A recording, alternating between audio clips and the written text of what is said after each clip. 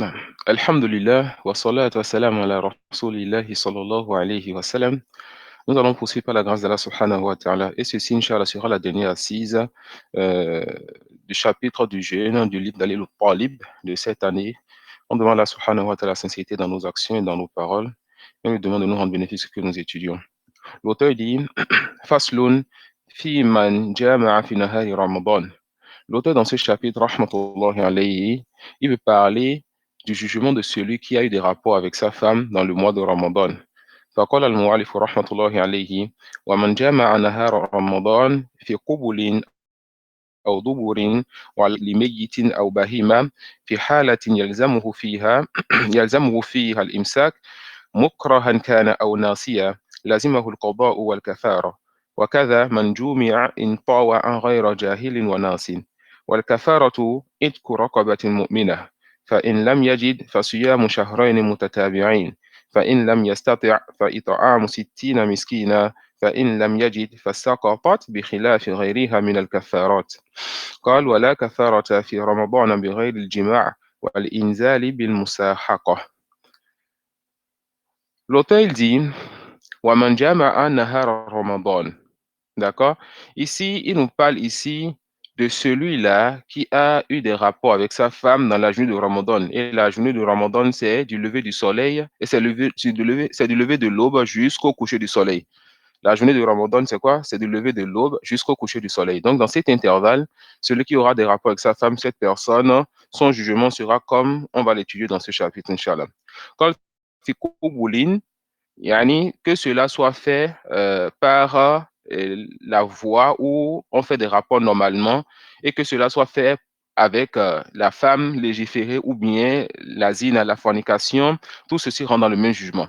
Et je vous l'ai déjà dit une ou deux fois, parfois les savants vont même citer des choses qui sont interdites et montrer le jugement si on faisait ces choses-là. D'accord?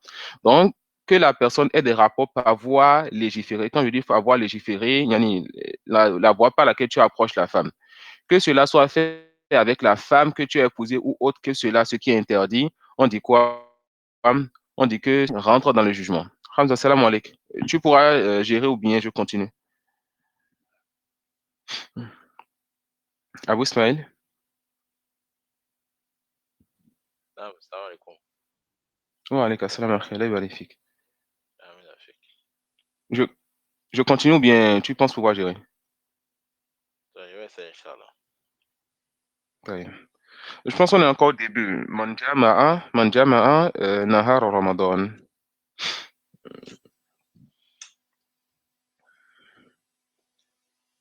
طيب ممتاز إن شاء الله. Et comment on appelle? Pour peut-être que certains frères ne sont pas habitués à cette méthodologie, mais je pense que ceux qui ont fait la daoura avec moi au pays, vous êtes habitués à cette méthodologie, ou avec le Sadd Hamza Kala le préserve, on a pris cette habitude de lire en arabe, il lit en arabe, ensuite on essaie de faire le ta'liq en français.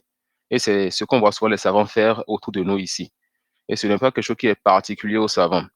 Ensuite, une fois quelqu'un questionne le docteur Saïd Hafizullah dans une assise, mais pourquoi lui, quand il fait cours, il faut toujours qu'il y ait l'un des frères de bien qui lise, ensuite lui continue. Le chef a l'habitude des savants. Ensuite, il a ajouté que cela permet d'être mourakiz dans ce que tu étudies ou bien dans ce que tu enseignes. Au lieu que le cheikh vienne et il parle comme ça, il dit que c'est encore plus ordonné quand l'autre lit une partie et tu t'arrêtes sur ça et tu expliques. Ensuite, on lit une autre partie, tu expliques qu'il y a une sorte de tertib d'ordre dans cela et il y a du bien, Inch'Allah. On fait cool.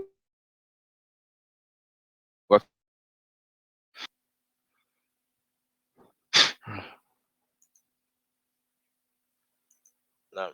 On est un peu au début. طيب من جامع نهار رمضان في قبل أو دبر ولو لميت أو بهيمة في حالة يلو فيها الإمساك مكرها كان أو ناسيا لازمه القضاء والكفارة.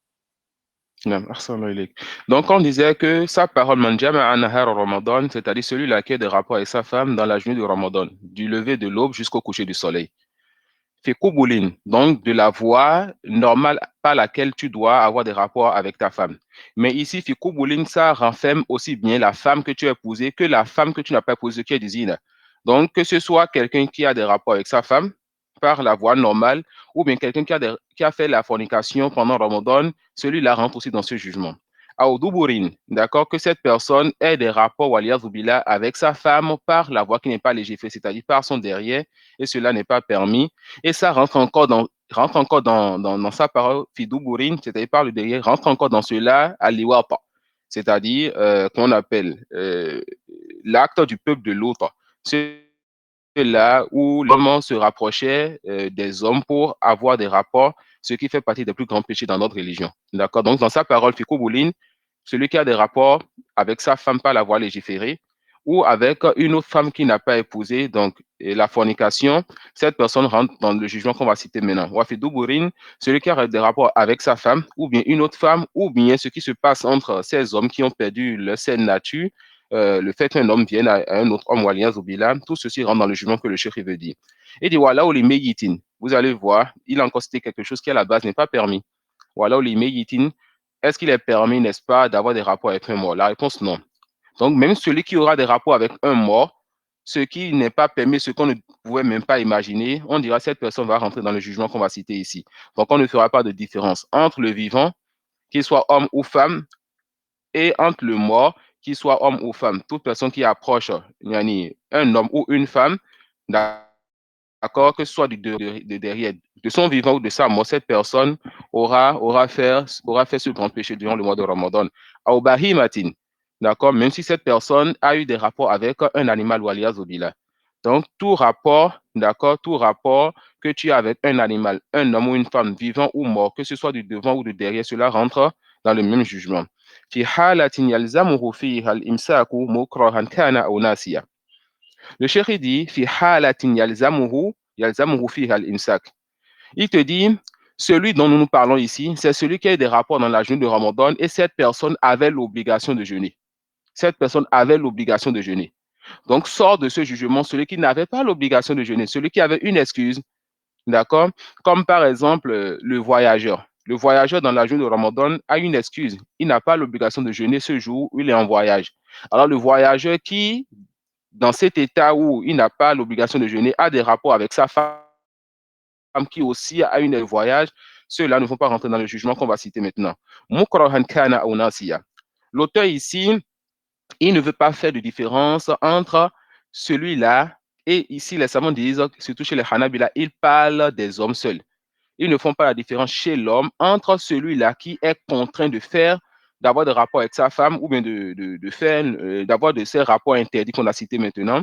On ne fait pas la différence entre celui-là qui est contraint chez l'homme et celui-là qui a oublié.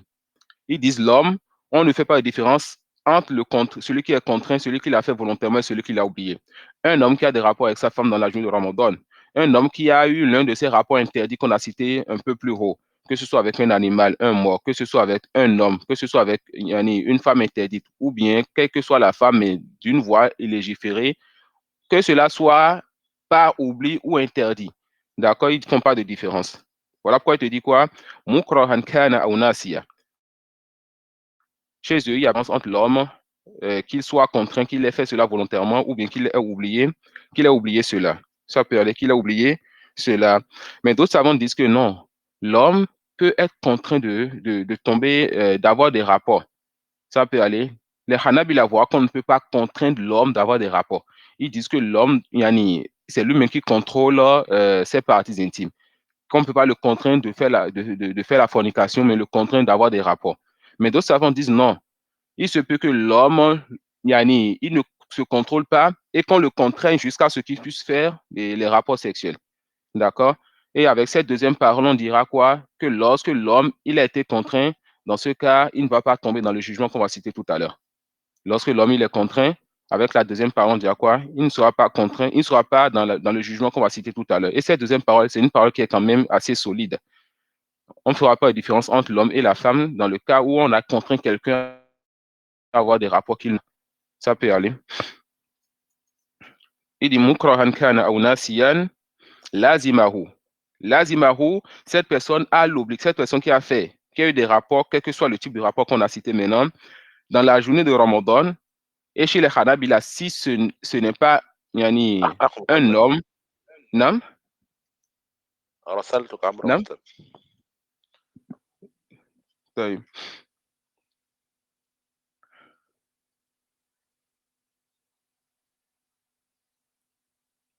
Est-ce que c'est comme ça chez vous aussi? Akhi Abdelhak, est-ce que ça coupe chez vous aussi? Non, pas pour le moment. Hamza, continue d'abord.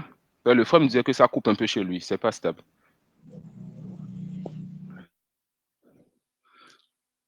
Akhi Abdou Samad, est-ce que quand je parle, ça coupe chez vous, mais c'est un peu stable? Non, c'est stable. Akhi Ferouz? Non, c'est stable, il n'y a pas de souci aujourd'hui. C'est hier, moi, j'avais eu ce souci-là. Non, j'avais remarqué ça dans le l'enregistrement aussi. Hamza, on peut continuer d'abord alors? Je vais me connecter sur mon téléphone. Je suis connecté sur le PC. Allah vérifie. Donc, il dit Lazimahu, d'accord? Celui-là qui a eu le rapport, quel que soit le type de rapport, on a cité plus d'une façon maintenant. Yani Lazimahu, cette personne aura à faire l'une des choses qu'on va citer maintenant, d'accord? Lazimahu, yani cette personne aura l'obligation, celui qui a des rapports avec sa femme, ou même qui a des rapports avec un animal, un homme, d'accord? Mais si c'est un homme qui a des rapports avec un homme, si c'est un homme qui a des rapports par le derrière d'une femme, que ça soit femme ou bien une autre femme, un homme qui a des rapports avec une autre femme, tous ces cas cités. Et quand c'est un homme chez les Hanabila, même s'il est contre, mais s'il a oublié, ils s'en foutent. Ils te disent quoi? Lazimahul qada. Cette personne doit faire quoi? Cette personne doit rembourser. Lazimahul qada. Wa hadha bittifaqil ulama. Lazimahul qada wa hadha bittifaqil ulama. D'accord? Et ça, tous les savants sont d'avis quoi que celui-là qui a des rapports avec sa femme, cette personne doit rembourser. Cette personne doit rembourser. Et ils disent quoi? Parce que Al-Asl Shar'i, ils ont fait le tatabur de source. Ils ont vu que quand tu n'as pas jeûné, soit pour une excuse, ou bien que tu as fait quelque chose qui a annulé ton jeûne, tu dois rembourser cela. D'accord? En regardant les nusus, les tests, ils ont vu que celui-là qui n'a pas jeûné doit rembourser son jeûne. Et cela est devenu un asl. Et il y a dans Usul ce qu'ils vont appeler al-istishab. Ils vont chercher certains usul, ils vont trouver certains fondements, certaines choses qui deviennent maintenant une base sur un sujet. Ensuite, chaque fois qu'ils vont voir les nazair, les sujets qui ressemblent à ce sujet de base, ils vont maintenant faire l'istishab, ils vont amener cette règle qu'ils avaient trouvée sur l'autre sujet, ils vont ramener ça sur tous les sujets qui vont se ressembler maintenant. D'accord? Ils vont amener ça sur tous les sujets qui vont se ressembler. Donc, ils disent quoi? Lazimahul qada. Lazimahu al-qada. Celui-là qui a fait la fornication, celui-là qui a des rapports avec sa femme pendant la journée de Ramadan, cette personne doit rembourser. Lazimahu al-qada wal kafara. Et cette personne aura aussi une compensation à faire. D'accord? Cette personne doit rembourser et cette personne aura aussi une compensation à faire. D'accord? Et cette compensation, c'est ce qu'ils appellent al-kafaratul mughallazah. C'est une compensation qui est un peu lourde. C'est une compensation qui est un peu lourde. Et l'auteur va nous dire un peu tout à l'heure, c'est quoi cette compensation? Tafadallah.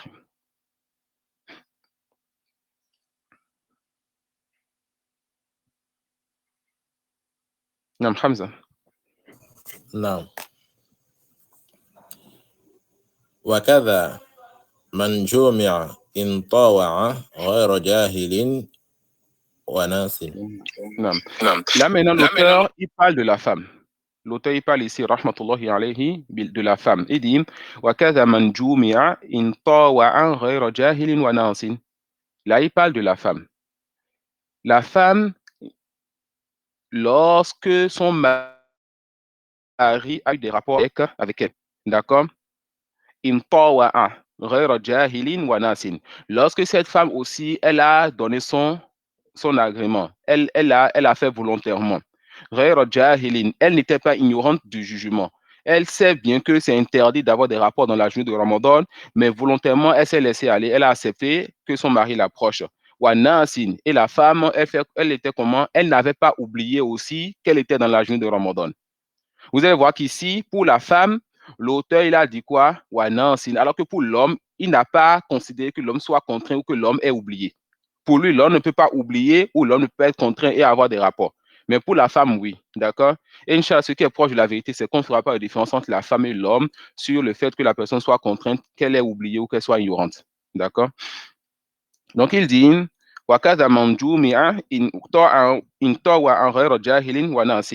donc, pour la femme, chez les Hanabila, lorsque la femme qui a la science, est-ce qu'on est le jugement d'avoir des rapports dans la jour de Ramadan, elle n'a pas oublié cela lorsqu'elle a eu des rapports, et elle a eu les rapports volontairement, elle aussi, elle aura à rembourser, elle aura aussi une compensation à faire. Elle aussi, elle aura fait quoi? Elle aura à rembourser, elle aura une compensation à faire. Ensuite, il va nous dire un peu c'est quoi la compensation qui est voulue. Non. والكفارة عتق رقبة مؤمنة فإن لم يجد فصيام شهرين متتابعين فإن لم يستطع فإطعام 60 مسكينا فإن لم يجد سقطت بخلاف غيرها من الكفارات. نعم. L'auteur dit والكفارة عتق رقبة مؤمنة. La kafara, la compensation, c'est le fait de libérer un esclave croyant. Quant au fait de libérer un esclave, c'est ce qui est pris du verset de kafaratu zihar. Lorsqu'Allah subhanahu wa ta'ala dit وَالَّذِينَ يُظَاهِرُونَ مِن نِّسَائِهِمْ ثُمَّ يَعُودُونَ لِمَا قَالُوا فَتَحْرِيرُ رَقَبَةٍ مِّن قَبْلِ أَن يَتَمَاسَّا. D'accord? Celui qui dit par exemple à sa femme, tu es pour moi comme ma mère. D'accord? Ou bien ton dos m'est interdit. Ça, c'est des termes qui rendent la femme interdite maintenant à cet homme-là jusqu'à ce qu'il fasse ce qu'on appelle la kafara, qu'il donne une compensation. Ça suit. Ça n'a pas divorcé sa femme, mais quand même, il n'a pas le droit d'approcher sa femme pendant une certaine période jusqu'à ce qu'il donne ce qu'on appelle la compensation, la kafara. Et cette kafara pour la zihar, c'est la même kafara qu'ils vont donner aussi pour le fait d'avoir des rapports pendant Ramadan. C'est quoi cette kafara? C'est quoi cette compensation? C'est le fait de libérer un esclave. Et c'est ça qui est venu dans le verset. Mais d'où est-ce qu'ils ont sorti que l'esclave doit être croyant? Est-ce que l'esclave doit être forcément croyant ou bien on peut libérer aussi un esclave non croyant? L'auteur lui l'a dit, d'accord? Il a dit que l'esclave libéré doit être croyant. Et ceux-là, ils ont pris ça du fait que Allah subhanahu wa ta'ala, il a demandé pour celui qui a tué par erreur. D'accord? Il y a dans le 4e Ruba, dans les livres de jurisprudence, les livres de jurisprudence sont divisés en 4 grands chapitres. Il y a le chapitre des adorations, le chapitre des transactions, le chapitre du mariage, le chapitre des jinayat, quand tu blesses quelqu'un, tu tues quelqu'un, etc. Dans ce 4e et dernier chapitre, quand tu tues quelqu'un, il y a 3 formes de situations. Soit tu as tué la personne volontairement, les savants dans le détail là-bas, soit tu as tué la personne par erreur, et chez le Jumhur, contrairement au Malikiya, soit tu as tué la personne par shibhu khata. D'accord? Yani, la chose, c'est qu'on appelle, c'est une catégorie qui est entre les deux premières catégories. Shibhu khata, yani, ce n'est pas exactement l'erreur, mais c'est comme l'erreur. Ça suit? Quand c'est la catégorie qu'ils appellent al-khata, ils te disent là-bas que quand tu dois faire la kafara, tu dois libérer un esclave à condition que cet esclave soit croyant. D'accord? La condition pour l'esclave qu'on libère lorsqu'on a tué quelqu'un par erreur, c'est un esclave qui est croyant. Alors, et ça, c'est pas consensus des savants, d'accord? Alors, qu'est-ce qu'ils ont fait? Ils vont faire l'analogie, le qiyas, pour dire aussi pour la compensation, l'esclave qu'on doit libérer pour le jeûne de Ramadan, ça doit aussi être un esclave croyant. Donc, on va faire simple. Quelqu'un a eu des rapports pendant le mois de Ramadan, pendant une journée de Ramadan. On dira à cette personne, tu dois libérer un esclave. La preuve de cela, le verset de Azihar. D'accord? Maintenant, l'esclave doit être croyant. La preuve de cela, l'analogie fait avec celui qui a tué par erreur. L'analogie fait avec celui qui a tué par erreur. Il dit, فَإِنْ لَمْ يَجِدْ فَصِيَامُ شَهْرَيْنِ مُتَتَابِعَيْنِ. Celui qui n'a pas trouvé un esclave à libérer doit jeûner 2 mois consécutifs. Yani, quand on dit consécutif, quand tu commences, tu dois finir. Tu ne dois pas interrompre cela. Tu dois jeûner 58 jours successivement, ou bien 59 jours successivement, ou bien 60 jours successivement, en fonction du nombre de jours dans chacun de ces 2 mois. Donc, tu dois jeûner 2 mois consécutifs. Ça peut aller. Et ici, c'est en l'alternative, c'est pas en la tahir. C'est pas que tu as le choix. Celui qui a des rapports avec sa femme pendant Ramadan, la première chose que cette personne doit chercher, c'est libérer un esclave, s'il en trouve. S'il ne trouve pas un esclave dans son milieu, ou bien à son époque, et à notre époque, je pense que cela n'existe plus, c'est ce que beaucoup de savants disent, ou bien s'il n'a pas les moyens de libérer un esclave, même s'il en trouvait, on dit à cette personne, qu'est-ce qu'il faut faire? Il faut passer à l'étape suivante. C'est quoi? Tu dois jeûner 2 mois consécutifs. Tu dois jeûner quoi? Tu dois jeûner 2 mois consécutifs. Non.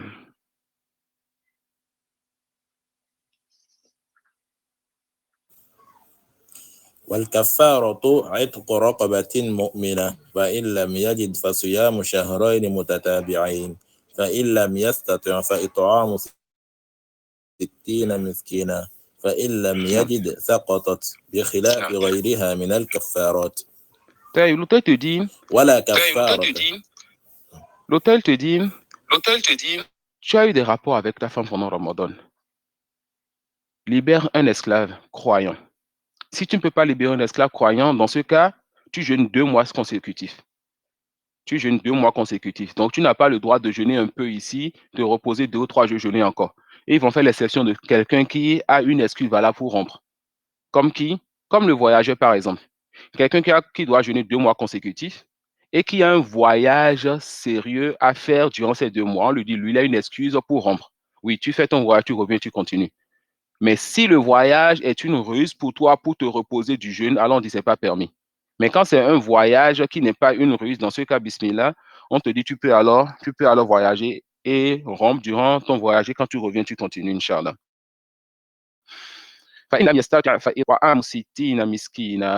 Et quand la personne ne peut pas, elle va nourrir alors 60 pauvres. Et ici, le nombre est voulu.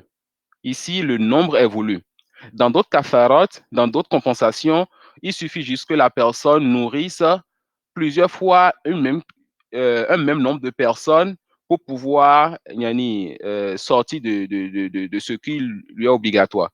Comme celui qui doit nourrir chaque jour un pauvre parce que cette personne ne peut pas jeûner. Exemple de qui? Exemple du vieux ou de la vieille. D'accord, le vieux et la vieille qui ne peut pas jeûner nourrit chaque jour un pauvre. Ça suit? Alors, ces gens-là, on peut leur dire, si vous voulez, si le mois, c'est 30 jours, par exemple, vous pouvez prendre 10 pauvres et les nourrir 3 fois, ça fait 30. Mais pour celui qui a des rapports avec sa femme pendant le mois de Ramadan, on dit, les 60 pauvres sont voulus ici. Les 60 pauvres sont voulus ici. Vous devez nourrir forcément 60 pauvres. Pas 10 pauvres 6 fois, pas 20 pauvres 3 fois. Mais si vous ne trouvez pas 60 pauvres maintenant et que vous trouvez alors 30 pauvres, vous pouvez nourrir 30 pauvres 2 fois. Donc, vous allez délaisser le nombre si vous ne trouvez pas. Sinon, l'obligation est faite pour cette kafara, pour cette compensation de chercher le nombre qui est voulu, c'est-à-dire 60 pauvres. D'accord, de chercher le nombre qui est voulu, c'est-à-dire 60 pauvres. Et ces 3 compensations sont venues dans un même récit lorsque le compagnon est venu voir le prophète sallallahu alayhi wa sallam et lui a dit qu'il a fait quelque chose de terrible et qu'il a des rapports avec sa femme. Le prophète sallallahu alayhi wa sallam lui a demandé, dans ce cas, de libérer un esclave et s'il ne peut pas alors, de jeûner 2 mois consécutifs et s'il ne peut pas alors de faire quoi? De nourrir 60 pauvres. Les Hanabila disent, et voilà pourquoi j'ai amené cette histoire avant de venir à la fin, il dit, فَإِنْ لَمْ يَجِدْ s'il ne trouve pas les moyens de nourrir 60 pauvres, il n'a pas la capacité de nourrir 60 pauvres, ils disent quoi? Ça comporte. La compensation est prise. Cette personne n'aura plus donc à faire la compensation. Il dit, c'est-à-dire les autres compensations, ça ne va pas tomber. Chez les Hanabila, les autres compensations, ça ne va pas tomber. Ça peut aller. Donc, ils te disent, celui qui n'a pas les moyens de libérer un esclave croyant, ni de jeûner 2 mois consécutifs, cette personne ne peut pas supporter. Ou bien de nourrir 60 pauvres, il n'a pas les moyens. Les Hanabila disent quoi? Ça comporte. La kafara, ça comporte. La compensation tombe. Tu n'auras plus à faire la compensation. Allah subhanahu wa ta'ala dit, la yukallifullahu nafsan illa ma ataha. Allah subhanahu wa ta'ala dit quoi? Qu'il n'impose pas à une âme autre que ce qu'il a donné à cette âme-là. Et Allah subhanahu wa ta'ala dit aussi, fattakullaha mastata'tum. Craignez Allah selon votre capacité. Craignez Allah comme vous pouvez. D'accord? Et la règle chez les savants, c'est quoi? La wajiba mal ajz. Il n'y a rien qui est obligatoire quand tu n'as pas la capacité. Yani quand tu n'as pas la capacité de faire quelque chose, là, wajib alik, anta ghayr mukallafi fi amrin. Yani tu n'as pas de contrainte, tu n'as pas d'obligation sur quelque chose quand tu n'as pas la capacité. D'accord? Et d'autres savants voient que non. Celui qui a des rapports avec sa femme pendant le Ramadan, même s'il ne trouve pas d'esclave, il ne peut pas jeûner 2 mois consécutifs, il ne peut pas nourrir 60 pauvres. Cette personne, la compensation va rester dans sa zimma, c'est-à-dire cette personne, l'obligation reste en elle jusqu'à ce qu'elle trouve la capacité de nourrir les pauvres. D'accord? Et ils vont dire que le compagnon qui est venu dans l'histoire qu'on a dit vite fait tout à l'heure, ce compagnon vers la fin, le prophète sallallahu alayhi wa sallam, on lui a donné en cadeau des dates. Il a donné ça à ce compagnon. Alors ils vont dire quoi? Ils vont dire que voilà, les dates que le prophète sallallahu alayhi wa sallam a donné à ce compagnon, il lui a demandé de partager. Et le compagnon a dit, je ne vois pas plus pauvre que ma famille et moi à Médine. Le compagnon lui a dit, ok, prends ça donc. Le prophète sallallahu alayhi wa sallam lui a dit, prends ça donc et nourris ta famille avec. Voilà, ces savants vont dire, voilà. Donc, la compensation n'est pas tombée. Voilà pourquoi le prophète lui a donné ceci. Mais cette parole, les autres savants vont refuser cette parole et dire que cela n'est pas correct. Parce que la kafara, la compensation, on ne l'utilise pas pour soi-même. C'est comme la zakat. D'accord? C'est comme la zakat. Si tu es quelqu'un, tu es endetté, tu ne peux pas sortir ta propre zakat pour payer tes dettes. La même chose pour la compensation. La compensation, c'est que tu as fait un péché, tu as fait un mal, tu ne peux pas prendre cette compensation-là encore et l'utiliser toi-même. Ça peut aller. Alors, avec ce raisonnement, ils vont dire quoi? Ce que le prophète sallallahu alayhi wa sallam a donné à ce compagnon, ce n'est pas la compensation qu'il lui donnait. Ce n'est pas quoi? Ce n'est pas la compensation qu'il lui donnait, c'est une parole qui est forte. Le fait de dire que quand la personne n'a pas la capacité de libérer un pauvre, de jeûner 2 mois consécutifs ou bien de nourrir 60 pauvres, cette personne, la compensation va tomber. Mais eux, ils vont dire chez les Hanabila que cela est propre seulement pour celui qui a des rapports avec sa femme pendant Ramadan. Voilà pourquoi il dit donc les autres compensations, autres que Ramadan, ça ne tombe pas chez les Hanabila. Et la deuxième parole sur ceci, c'est de dire quoi? La farqa bainaha. Qu'on ne fera pas de différence entre les compensations qu'il y a dans Ramadan et les compensations qui sont autres que Ramadan. Pour la règle générale, là, wajiba ma'al ajz. Yani, lorsque tu as l'incapacité, alors l'obligation tombe. Lorsque tu as l'incapacité, il y a quoi? Il y a l'obligation qui tombe, wallahu alam. Non. ولا كفارة في رمضان بغير الجماع والإنزال بالمساحقة. Non. Lorsque la personne a mangé ou a bu ou a fait autre chose qui a annulé son jeûne, l'auteur te dit quoi? C'est ça la parole de Hanabila et c'est ça le madhab chez les Shafi'iyya. Ils te disent la kafarata fi ramadan bi ghayri al-jima'. Celui qui a mangé, qui a bu ou qui a fait autre chose ou bien même celui-là qui a eu à embrasser sa femme et s'est rapproché de sa femme jusqu'à ce que le sperme sorte, comme on l'a vu hier, ces choses qui annulent le jeûne. Hier, on a vu les mufattirat, on a vu 12. Celui qui a fait l'une de ces mufattirat, l'une de ces choses qui annulent le jeûne, les Hanabila disent quoi? La personne va juste rembourser et il n'y a pas de kafar, il n'y a pas de compensation. Il n'y a pas à libérer un pauvre, à jeûner 2 mois consécutifs ou à nourrir 60 pauvres. Il y a libérer un esclave, jeûner 2 mois consécutifs ou bien nourrir 60 pauvres si ce n'est pas celui qui a eu des rapports sexuels. Ça peut aller. Ils disent si ce n'est pas les rapports sexuels, il n'y a pas ceci. Contrairement aux Hanafiya et Malikiya qui voient que non, celui qui a bu ou a mangé aussi, cette personne doit aussi faire. Mais la parole qui dit que la kafara, elle est spécifique à celui qui a eu des rapports sexuels, c'est ça qui est, Inch'Allah, proche de la vérité sur ce sujet. Donc, il n'y a pas de kafara, il n'y a pas de compensation pour autre que les rapports sexuels. Il dit, wal inzal bil musahaqa. Al musahaqa, akramakumullah, c'est lorsque la femme a des rapports avec une femme. Waliyadhu billah. D'accord? Si une femme a cette interaction malsaine avec une autre femme et que cela amène la femme à faire sortir du sperme et la femme aussi fait sortir de l'eau, alors les Hanabila voient que ceci aussi, ça rend obligatoire la kafara, la compensation. D'accord?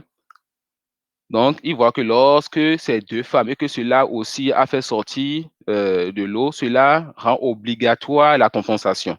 Et la deuxième parole, c'est de dire que non, que quand c'est entre femmes, que cela ne rend pas obligatoire la conversion, et Allah est plus savant. Non.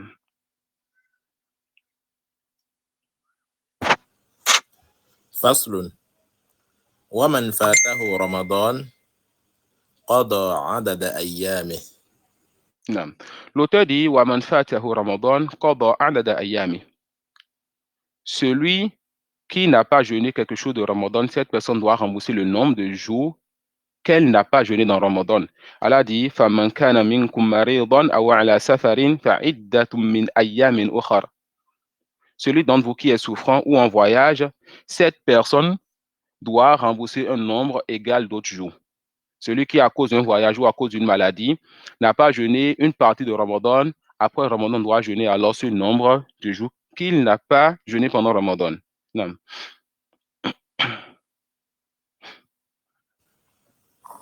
ويسن القضاء على الفور إلا إذا بقي من شعبان بقدر ما عليه فيجب. Non. Alors, celui-là qui n'a pas jeûné tout Ramadan, il n'a pas jeûné 2, 3 jours, 6 jours, par exemple. Quand est-ce que tu vas rembourser? Quand est-ce que tu vas rembourser? Là, ce qui est recommandé, voilà quoi l'auteur dit, Yusannu, yani il est recommandé, le mieux pour toi, c'est de rembourser tôt. Yusannu al-qada'u ala al-fawr. Il est recommandé de rembourser tôt, de vite rembourser. Illa idha baqiya min sha'ban biqadri ma alayhi fayajib. Ici, le remboursement aura deux jugements. Il y aura ce qui est recommandé, il y aura ce qui est obligatoire. Ça peut aller. Quant à ce qui est recommandé, c'est le fait de rembourser tôt, car tu ne sais pas ce qui va t'atteindre demain. Ça peut aller.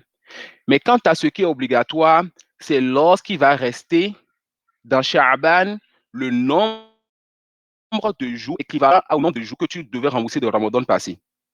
Tu devais jeûner, tu devais rembourser 6 jours de Ramadan. Et dans le mois de Sha'ban, il reste 6 jours pour pouvoir rentrer dans le nouveau Ramadan. Alors, il est obligatoire pour toi de commencer à rembourser maintenant. Mais avant ce délai restreint, tu avais la permission de rembourser quand tu voulais. Et en même temps, après Ramadan, il était recommandé pour toi, il était meilleur pour toi, il était mieux pour toi de rembourser juste après Ramadan. Mais quand il te reste le nombre de jours dans Sha'ban que tu dois rembourser pour que le mois de Sha'ban finisse, que pour le mois de Sha'ban finisse, alors il est obligatoire maintenant pour toi de faire quoi? De rembourser donc ceci. Et Aïcha radhiyallahu anha disait, kana yakunu alayya as-sawmu min Ramadan, fama astati'u an aqdiya illa fi Sha'ban. Aïcha radhiyallahu anha était occupée pour servir son mari, le prophète sallallahu alayhi wa sallam. Et elle disait qu'elle avait des dettes de Ramadan et elle n'avait pas la possibilité de rembourser cela jusqu'à ce que le mois de Sha'ban rentre. D'accord, jusqu'à ce que le mois de Sha'ban rentre. Non.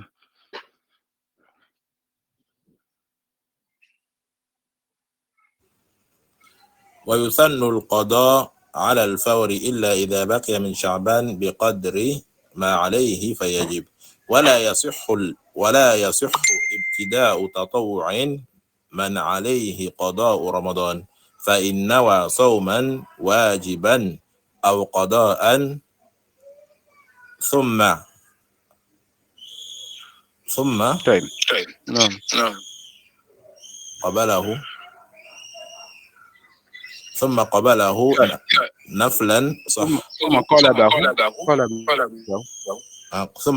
قلبه نفلا صح. Non.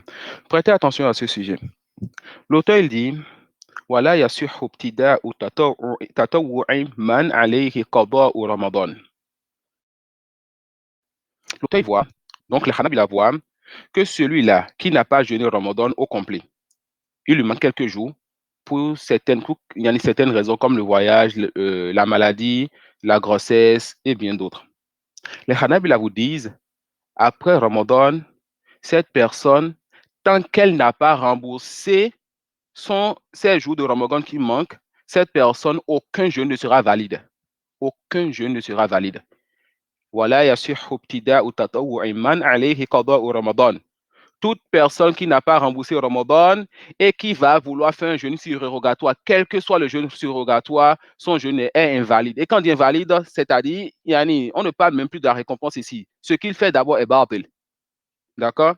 Ce qu'il fait d'abord est batil. Ils vont se baser ici sur la parole du prophète sallallahu alayhi wa sallam, uqbullaha fallahu ahakku bil wafa. Yani le prophète sallallahu alayhi wa sallam a ordonné, comme c'est vu dans le Sahih al-Bukhari Muslim, de rembourser la dette d'Allah. Yani celui qui n'a pas jeûné tout Ramadan, cette personne a une dette envers Allah. Donc ici, le prophète donne l'ordre de rembourser la dette d'Allah. Et la deuxième parole sur ce sujet, c'est la parole du Jumhur, donc la majorité des savants, c'est que celui qui n'a pas encore remboursé son Ramadan, l'autre jeûne surrogatoire est valide, même s'il n'a pas encore remboursé son Ramadan. Les Hanabila voient que tant que tu n'as pas encore fini de rembourser ton Ramadan, tu n'as pas le droit de faire un jeûne nafil, un jeûne surrogatoire. C'est batil, ce n'est même pas valide. Mais le Jumhur, la majorité des savants, et c'est ça, Inch'Allah, qui est correct sur ce sujet, ils disent quoi? Celui qui n'a pas encore remboursé Ramadan peut faire des jeûnes surrogatoires. Celui qui n'a pas encore remboursé Ramadan peut faire des jeûnes surrogatoires. Allah subhanahu wa ta'ala dit فَإِدَّةٌ مِّنْ أَيَّامٍ أُخَرَ. Allah subhanahu wa ta'ala dit quoi? Celui qui est en voyage ou celui-là qui est malade, qu'est-ce que tu dois faire? Tu vas rembourser le nombre de jours que tu n'as pas jeûné, un autre nombre de jours égal. Yani ala tarahi in shit. Tu rembourses quand tu veux. D'accord? Ce verset montre que tu as le droit de rembourser quand tu veux. Ça peut aller. Donc, le Jumhur, la majorité des savants voient donc ici que quand tu n'as pas remboursé encore Ramadan, tu es libre de faire de faire des jeûnes surrogatoires après Ramadan. Tu n'es pas obligé de rembourser Ramadan avant de faire des jeûnes surrogatoires. Et sur cela, on va alors se demander, qu'en est-il de celui qui veut faire les 6 jeûnes de Shawwal? Chez les Hanabila, c'est clair. Les Hanabila, ils ont déjà leur base. Celui qui n'a pas remboursé Ramadan ne peut pas faire des jeûnes surrogatoires. Shawwal ou autre Shawwal, eux, ils s'en foutent. Le Jumhur voit que celui qui n'a pas remboursé Ramadan peut faire des jeûnes surrogatoires. Mais attention, même si le Jumhur te dit, donc la majorité des savants te disent que quand tu n'as pas remboursé Ramadan, tu peux faire des jeûnes surrogatoires, ils te disent quand même que Shawwal n'est pas comme les autres jeûnes surrogatoires. D'accord? Bon nombre parmi ceux qui ont permis de faire des jeûnes surrogatoires, même si on n'a pas remboursé Ramadan, te disent encore, mais pour Shawwal, les 6 jeûnes de Shawwal, rembourse Ramadan avant de faire cela. Pourquoi?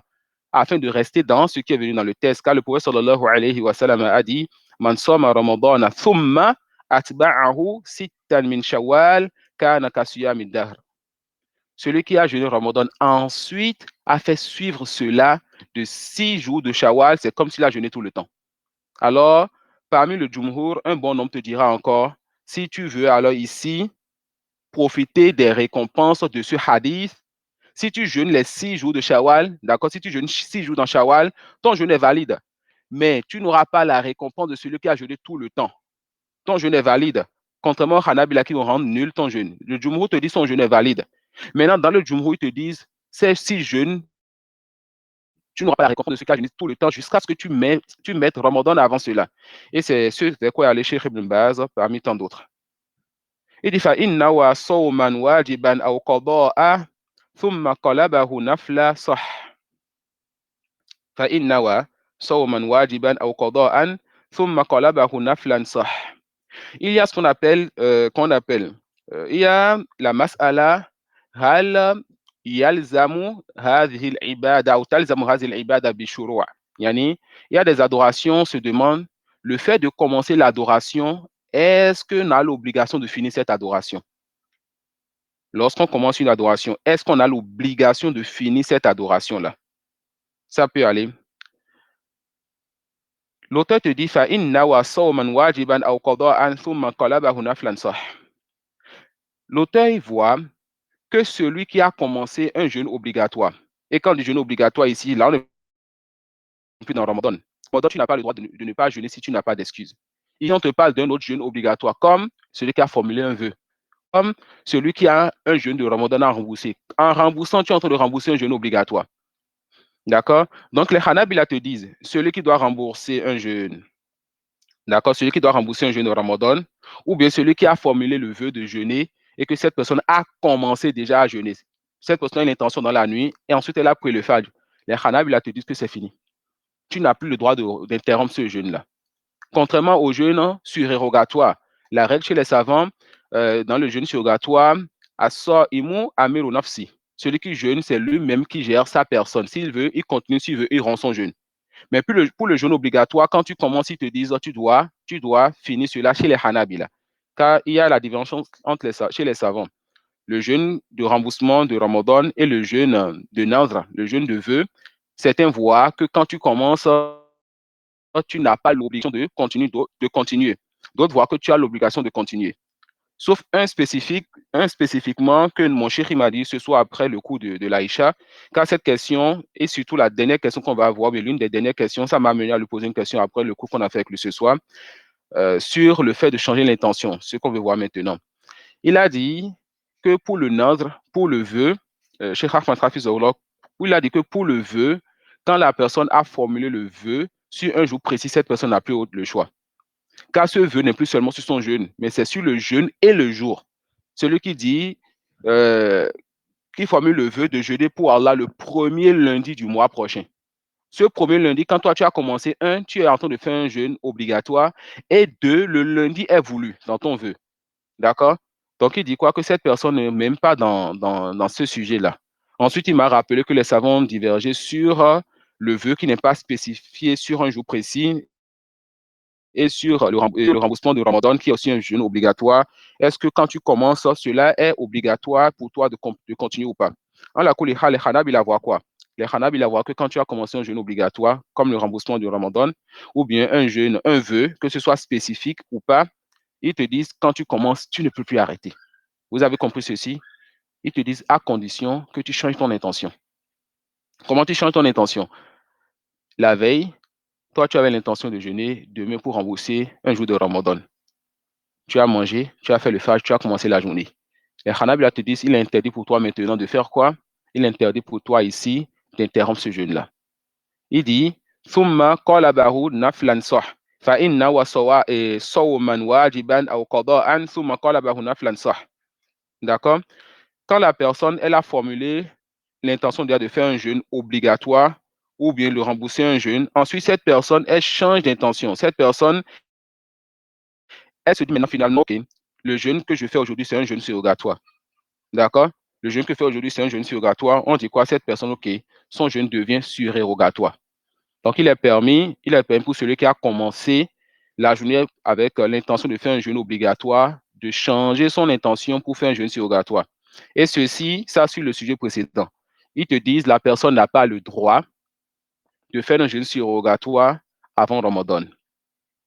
Mais ils te disent ensuite, quand la personne la veille a eu l'intention de faire un jeûne obligatoire demain, et lorsque la journée a commencé, cette personne a changé d'intention, que cela est valide. D'accord? Et je n'ai pas d'ajout sur ce sujet. Il me faudra plus de recherche, Inch'Allah. D'accord? Donc, l'auteur, lui, voit quoi? Qu'il est interdit de faire un jeûne surérogatoire avant Ramadan. Et si on prend la parole du Jumhur, de la majorité des savants, nous, on n'a même plus besoin du détail de ce sujet. Ensuite, il va te faire le tafri'a. Il va te dire ensuite, voilà, tu n'as pas le droit de faire un jeûne surérogatoire avant Ramadan, sauf si tu as eu l'intention de faire un jeûne obligatoire. Ensuite, dans la journée, tu as changé ton intention et c'est devenu un jeûne surrogatoire. Dans ce cas, ce jour-là, c'est un jeûne surrogatoire pour toi. D'accord? Et comme l'a dit précédemment, l'avis qui est proche de la vérité, c'est l'avis du Jumhur, de la majorité des savants, qui dit que tu as le droit de faire un jeûne surérogatoire avant Ramadan. Et là, ce deuxième sujet, Inch'Allah, ça ne nous concerne plus. Non. ويسن صوم التطوع وأفضله يوم ويوم. Non. Ensuite, l'auteur va nous parler, rahimahullah, c'est sur ça qu'on va s'arrêter. Il va nous citer certaines catégories de jeûnes surrogatoires. Il dit, il est recommandé donc aux musulmans de faire صوم التطوع, c'est الصوم غير الواجب, yani le jeûne qui n'est pas obligatoire, le jeûne surrogatoire. Si tu veux, tu le fais. Si tu veux, tu ne le fais pas. Si tu veux, tu le fais. Si tu veux, tu ne le fais pas. D'accord? Alors, le prophète sallallahu alayhi wa sallam, il a dit comme ça vient dans le hadith, كل عمل ابن آدم يضاعف الحسنة عشر أمثالها إلى 700 ضعف قال الله إلا الصوم فإنه لي وأنا أجزي به.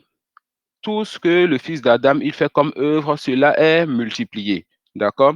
Une bonne action est multipliée par 10 jusqu'à 700 et plus, sauf le jeûne. Le jeûne, Allah subhanahu wa ta'ala dit que ceci est pour lui. Le jeûne, Allah subhanahu wa ta'ala a dit que ceci est pour lui. Donc, le jeûne fait partie des œuvres qui sont recommandées. il est recommandé de multiplier le jeûne. Ensuite, l'auteur va nous citer certains jours où il est recommandé de jeûner ou bien les jeûnes qui sont meilleurs. Tafadhal. وسنة صوم أيام البيض أو أيام البيض. نعم. إذ ويسن صوم تطوع وأفضله يوم ويوم. Le meilleur des jeûnes surrogatoires, c'est ce qu'on appelle le jeûne de Daoud. Le meilleur des jeûnes surrogatoires, c'est ce qu'on appelle le jeûne de Daoud. Comme c'est venu chez Bukhari et Muslim, quand le prophète sallallahu alayhi wa sallam, il a dit à son compagnon, فَصُمْ يَوْمًا وَأَفْطِرْ يَوْمًا فَذَلِكَ صِيَامُ دَاوُدَ عَلَيْهِ السَّلَامُ وَهُوَ أَفْضَلُ الصِّيَامِ. Il dit à son compagnon, jeûne un jour et rends un jour. Donc le jeûne de Daoud, c'est quoi? Tu jeûnes un jour et tu rends un jour. Tu jeûnes le lundi, le mardi, tu ne jeûnes pas. Ensuite, tu jeûnes le mercredi, le jeudi, tu ne jeûnes pas. Donc tu jeûnes un jour, tu rends un jour. Et il a dit donc, وَهُوَ أَفْضَلُ الصِّيَامِ. Et c'est ça le meilleur des jeûnes. Et quand le compagnon lui a dit que je peux encore faire mieux que cela, il lui a dit, La afdala min dhalik. Il n'y a pas mieux que cela. Il n'y a pas un jeûne meilleur que le jeûne de Daoud. Jeûner un jour et rompre un jour. Il dit wa sunna yawmu ayyamil bayd wa hiya 13 wa 14 wa 15. Ensuite, parmi les jeûnes surrogatoires qui sont recommandés, il y a ce qu'on appelle les jeûnes des nuits blanches. D'accord? Ayyamul layalil bayd. On a donné ce nom à cause des nuits qui sont claires, les nuits de pleine nuit, les nuits de pleine lune. D'accord? Et il s'agit du 13, du 14 et du 15. Le 13, le 14 et le 15, ça c'est les 3 jours où on appelle des jeûnes de Ayyamul Bayd, les jours de pleine lune, ou bien les nuits de pleine lune. À cause du hadith du prophète sallallahu alayhi wa sallam, Ya Aba Dharr, إذا صمت من الشهر 3 أيام فصم 13 و14 و15. Le prophète sallallahu alayhi wa sallam dit à son compagnon Abu Dharr, quand c'est venu chez nous Ahmad, At-Tirmizi, An-Nasa'i, Ibn Khuzayma et bien d'autres, il dit quoi? Il dit si tu jeûnes dans le mois, alors jeûne le 13, le 14 et le 15. Jeûne quoi? Jeûne le 13, le 14 et le 15. Et il est donc recommandé de jeûner tous les mois, le 13, le 14 et le 15, sauf le mois de Zil-Hijjah. Sauf le mois de Zil-Hijjah, parce que le 13 de ce mois, ça rentre dans ce qu'on appelle Ayyamu Tashriq. Le 13 de Zil-Hijjah, ça rentre dans ce qu'on appelle Ayyamu Tashriq. Et il n'est pas permis de jeûner qu'on appelle les jours de Tashriq. Non. ويسن صوم أيام البيض وهي 13 و14 و15 وصوم الخميس الاثنين و6 من شوال. Non. Parmi aussi les jeûnes qui sont recommandés aux musulmans, Sawmul Khamis, le fait de jeûner le jeudi et le lundi. D'accord? Le fait de jeûner le jeudi et le lundi. Le prophète sallallahu alayhi wa sallam, il a dit ذلك يومان تعرض فيهما الأعمال على رب العالمين وأحب أن يعرض أعمالي وأنا صائم. Le lundi et le jeudi, c'est 2 jours où les œuvres sont présentées à Allah subhanahu wa ta'ala et c'est lui qui sait ce que ses serviteurs œuvrent avant même qu'on ne lui présente les œuvres. Et le prophète sallallahu alayhi wa sallam aimait qu'on présente ses œuvres alors qu'il est jeûneur. Sallallahu alayhi wa sallam. Donc il est recommandé de jeûner le lundi et le jeudi. Wasittatin min Shawwal. Il est aussi recommandé de jeûner 6 jours dans le mois de Shawwal, comme c'est vu dans le hadith. Man sama Ramadan thumma atba'ahu sittan min Shawwal kana ka siyamid dahr. Celui qui jeûne Ramadan et fait suivre cela de 6 jours de Shawwal, c'est comme si cette personne a jeûné tout le temps. Non.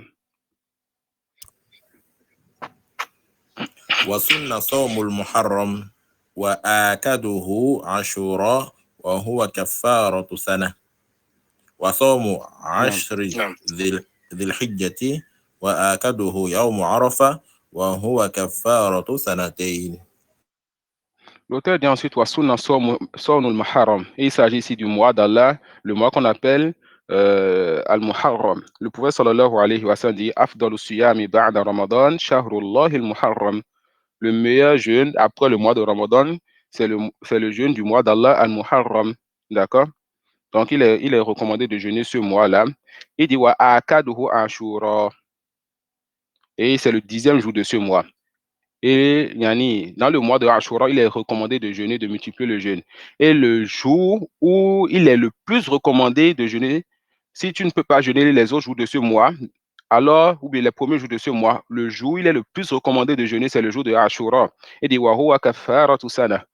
D'accord, celui qui jeûne Ashura avec foi et espoir en son Seigneur, espoir en la miséricorde et le pardon de son Seigneur, cette personne, ce jeûne, lui, sera une cause pour qu'on lui expie les péchés d'une année. Comme c'est vu dans le hadith, Siyamu Yawmi Ashura, Ahtasibu ala Allahi an yukaffira sanata allati qablah. Le prophète sallallahu alayhi wa sallam dit, quand c'est venu chez Muslim, que le jeûne du jour de Ashura, j'espère que cela expie les péchés d'une année. Ensuite, il dit, rahimahullah ta'ala, wa somu ashri zil hijja. Il est recommandé aussi de jeûner les 10 premiers jours de Dhil Hijja, de jeûner les 10 premiers jours de Dhil Hijja. D'accord? Et ce qui est voulu plutôt ici, c'est de jeûner les 9 jours de Dhil Hijja. Ça peut aller. C'est jeûner quoi? Les 9 jours de Dhil Hijja. Parce que le 10e jour, on ne jeûne pas cela, c'est le jour de la fête. Yani, c'est le jour de la Eid. Donc, quand on dit Wasomu Ashri Dhil Hijja, yani les 9 premiers jours de Dhil Hijja. Wa akaduhu yawmu Arafata wa huwa kafaratu sanatin. De la même façon qu'on a parlé de Ashura. Dans le mois de Dhil Hijja, les 9 premiers jours, il est recommandé de jeûner. Et le jour qui est le plus important, mais le jour, je ne dirais pas le plus important forcément, le jour où il est le plus recommandé de jeûner, c'est le jour de Arafat. Le jour où il est le plus recommandé de jeûner dans le Dhil Hijja, c'est le jour de Arafat. Le prophète sallallahu alayhi wa sallam dit quoi? Siyamu yawmi Arafa ahtasibu ala Allahi an yukaffira sanata allati qablah wa sanata allati ba'dah. Le jeûne de Arafat, le prophète sallallahu alayhi wa sallam, il espère que cela soit une compensation des péchés de l'année passée, de l'année qui va venir. Donc, Ashura, c'est une compensation par la grâce d'Allah des péchés de l'année passée. Et Arafat, c'est une compensation des péchés de l'année passée et des péchés de l'année qui va venir. Non. وكره إفراد رجب والجمعة والسبت بالصوم.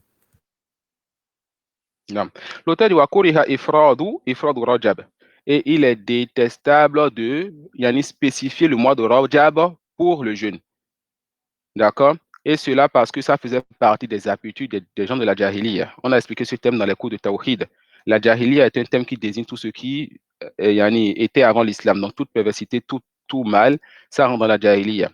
Et les gens de la Jahiliya, justement, il s'agit des polythéistes, de Quraysh et bien d'autres, qui avaient l'habitude de donner une importance particulière au mois de Rajab. Et les savants disent donc kuriha ifradu Rajab. Il est détestable de spécifier le mois de Rajab pour le jeûne. Et Ibn Hajar, rahmatullahi alayhi, il a fait un bahth, il a fait une recherche, il a fait sortir une risala, un épître dans lequel il a montré que il n'y a rien d'authentique sur le fait de donner un mérite particulier dans les adorations pour le mois de Rajab. D'accord? Ibn Hajar, rahimahullah ta'ala, il a fait un bahth, une recherche dans l'un de ses épîtres où il a conclu qu'il n'y a rien d'authentique. Et Ibn Hajar, c'est celui qui a écrit le livre connu Bulugh Maram. C'est celui qui a écrit le Nukhbatul Fikar. C'est celui qui a écrit le Nuzratun Nazar. C'est un grand savant de hadith, rahimahullah ta'ala. Il a écrit un épître dans lequel il a montré quoi? Il a montré qu'il n'y a rien d'authentique sur le fait de donner un mérite ou bien une importance particulière aux adorations dans ce mois qu'on appelle le mois de Rajab, contrairement à ce qu'on voit un peu partout dans le monde. Ce mois où les gens veulent donner une importance aux adorations, aux prières ou bien aux jeûnes ou bien à la prière de nuit à la moitié de ce mois. Il n'y a rien d'authentique sur tout cela. Et tout cela, c'est une innovation interdite en religion. Il dit Wakuriha ifradu Rajab wal Jumu'ah. Il est aussi détestable de faire quoi? De spécifier le jour le vendredi pour le jeûne. De faire quoi? De spécifier le vendredi pour le jeûne. Et cela à cause de la parole du prophète sallallahu alayhi wa sallam la takhtassu laylat al-jumu'ati bi qiyamin min bayn al-layali wa la takhussu yawm al-jumu'ati bi siyamin min bayn al-ayyam illa an yakuna fi sawmi fi sawmin yasumuhu ahadukum. D'accord?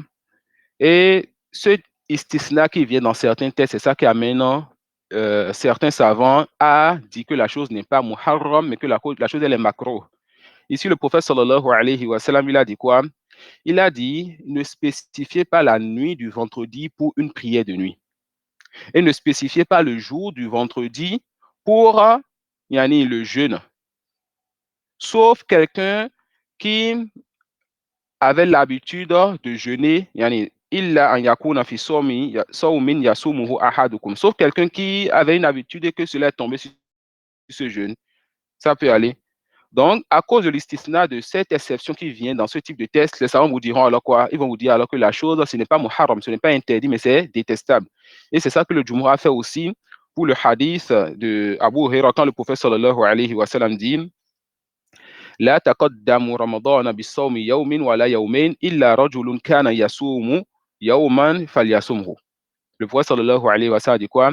Ne précédez pas Ramadan du jeûne d'un ou de 2 jours. Sauf quelqu'un qui a l'habitude de jeûner, quand ça tombe sur 1 ou 2 jours avant Ramadan, que cette personne jeûne donc. Quelqu'un qui a l'habitude de jeûner le lundi et le jeudi. Et 1 ou 2 jours avant Ramadan, c'est un lundi ou un jeudi. Cette personne a le droit de jeûner. À cause de cette exception, le Jumhur, donc la majorité des savants vont vous dire quoi? Que le fait de jeûner 1 ou 2 jours avant Ramadan, de façon générale, n'est pas interdit, mais cela est quoi? Cela est détestable. Et comme le dit notre cheikh, même si on te dit que quelque chose est détestable en islam, est-ce que ça veut dire qu'il faut faire la chose? Car la question qu'on se pose, qui est-ce qui déteste cela? C'est Allah et son messager. Alors, vas-tu faire ce qu'Allah et son messager détestent? Et la deuxième parole sur ce sujet, c'est que les savants disent que non, que le jeûne du Jumu'ah, d'accord, celui qui va jeûner Jumu'ah seul, ce n'est pas détestable, mais que cela est interdit. D'accord, ils disent quoi? Que cela n'est pas détestable, mais que cela est interdit. Ça peut aller.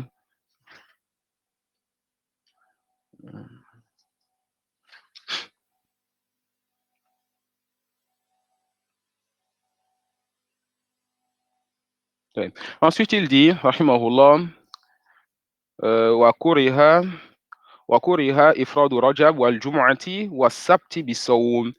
Les Hanabila voient que le fait de spécifier le samedi du jeûne, cela est détestable. D'accord? Pas interdit. Cela est détestable. Et en étant de spécifier le fait de vouloir jeûner le samedi seul, ils disent que cela est détestable. Et cela à cause de la parole du prophète sallallahu alayhi wa sallam, la tasumu yawma sabti illa fi mafturida alaykum wa illam yajid ahadukum illa liha'a inabah aw udi shajarat falyamdahu. Le prophète sallallahu alayhi wa sallam dit, comme c'est venu chez l'imam Ahmad, Abu Daoud, At-Tirmidhi, An-Nasa'i, et Ibn Majah et Sheikh Albani a rendu le hadith authentique. Il dit quoi? Il dit ne jeûnez pas le jeûne du samedi, ne jeûnez pas le jour du samedi, sauf ce qu'on vous a rendu obligatoire. Ne jeûnez pas le jour du samedi, sauf ce qu'on vous a rendu obligatoire. D'accord? Et ici, d'ici, l'un d'entre vous ne voyait que il y a des feuilles ou bien un bois ou bien une branche d'arbre, que cette personne mange cela. Dans ce hadith, il y a l'interdiction morale, l'interdiction forte et formelle de jeûner le jour du samedi. Mais les Hanabila disent non, que ce n'est pas interdit, mais que cela est détestable. Que cela n'est pas interdit et cela est détestable. Et ce sujet, les savants, ils traitent ce sujet de deux volets. Un, le jugement du hadith, et deux, la compréhension maintenant des textes qui sont venus sur ce sujet.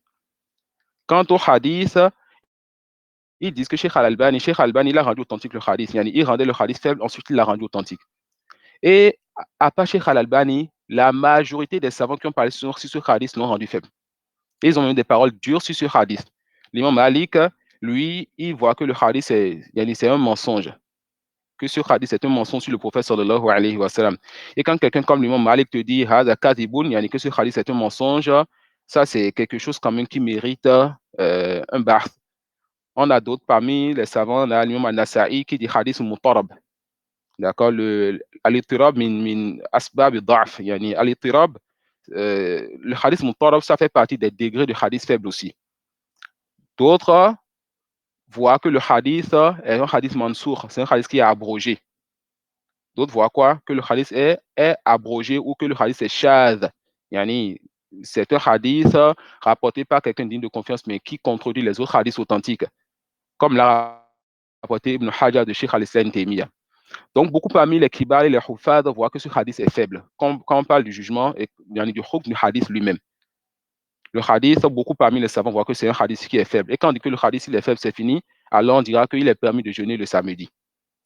Maintenant, pour ceux qui voient encore que ce hadith il est authentique, yani, si on devait dire que le hadith il est authentique, ils disent oui, mais que cela contredit d'autres hadiths qui sont quoi? D'autres hadiths qui sont plus authentiques. Voilà pourquoi Cheikh al-Islam Taymiyyah, il va vers Ashuzuz, que ce hadith est Shaz. C'est un hadith qui yani, est rapporté par des gens dignes de confiance, mais qui contredit d'autres hadiths plus authentiques. Et là, ça fait partie les plus grands degrés de faiblesse aussi. Ça fait partie des plus grands degrés de faiblesse aussi. Ils disent que ça contredit pas, entre autres, la parole du prophète sallallahu alayhi wa sallam, la yasumanna ahadukum yawm al-jumu'ati illa yawman qablahu aw ba'dahu. Le prophète sallallahu alayhi wa sallam dit quoi? Que l'un d'entre vous ne jeûne pas le vendredi, sauf s'il jeûne un jour avant ou un jour après. Il dit, c'est quoi le jour après le vendredi? C'est le samedi. Donc, ce hadith montre la permission de jeûner le samedi. Et c'est un hadith qui est mutafakun alayhi. C'est un hadith qui est venu dans Al-Bukhari et Muslim. Donc, le hadith qui interdit de jeûner le samedi, c'est un hadith où tu vois de grands parmi les savants de hadith comme l'imam Malik, comme An-Nasa'i, de grands savants comme Sheikh al-Islam Taymiyyah et bien d'autres qui disent que le hadith il est un mensonge kadhib, ou bien que c'est un hadith mutarab, ou bien que c'est un hadith mansour, abrogé, et ce qui va dans ce sens. Et ce hadith contredit un hadith qui est venu dans les deux recueils de hadiths authentiques, Bukhari et Muslim, qui dit quoi? Si tu veux jeûner demain samedi, alors tu peux jeûner le vendredi. Un hadith qui montre la permission de jeûner le samedi. Et entre autres aussi, lorsque le prophète sallallahu alayhi wa sallam dit donc à sa femme qui jeûnait le vendredi, est-ce que tu as jeûné hier? Elle a dit non. Est-ce que tu vas jeûner demain? Elle dit non. Alors le prophète sallallahu alayhi wa sallam dit quoi? Fa aftiri, il faut rendre donc ton jeûne du vendredi, ne jeûne donc pas ce vendredi. Dans ce hadith encore, les savants disent quoi? On voit encore la permission pour les musulmans de jeûner le samedi.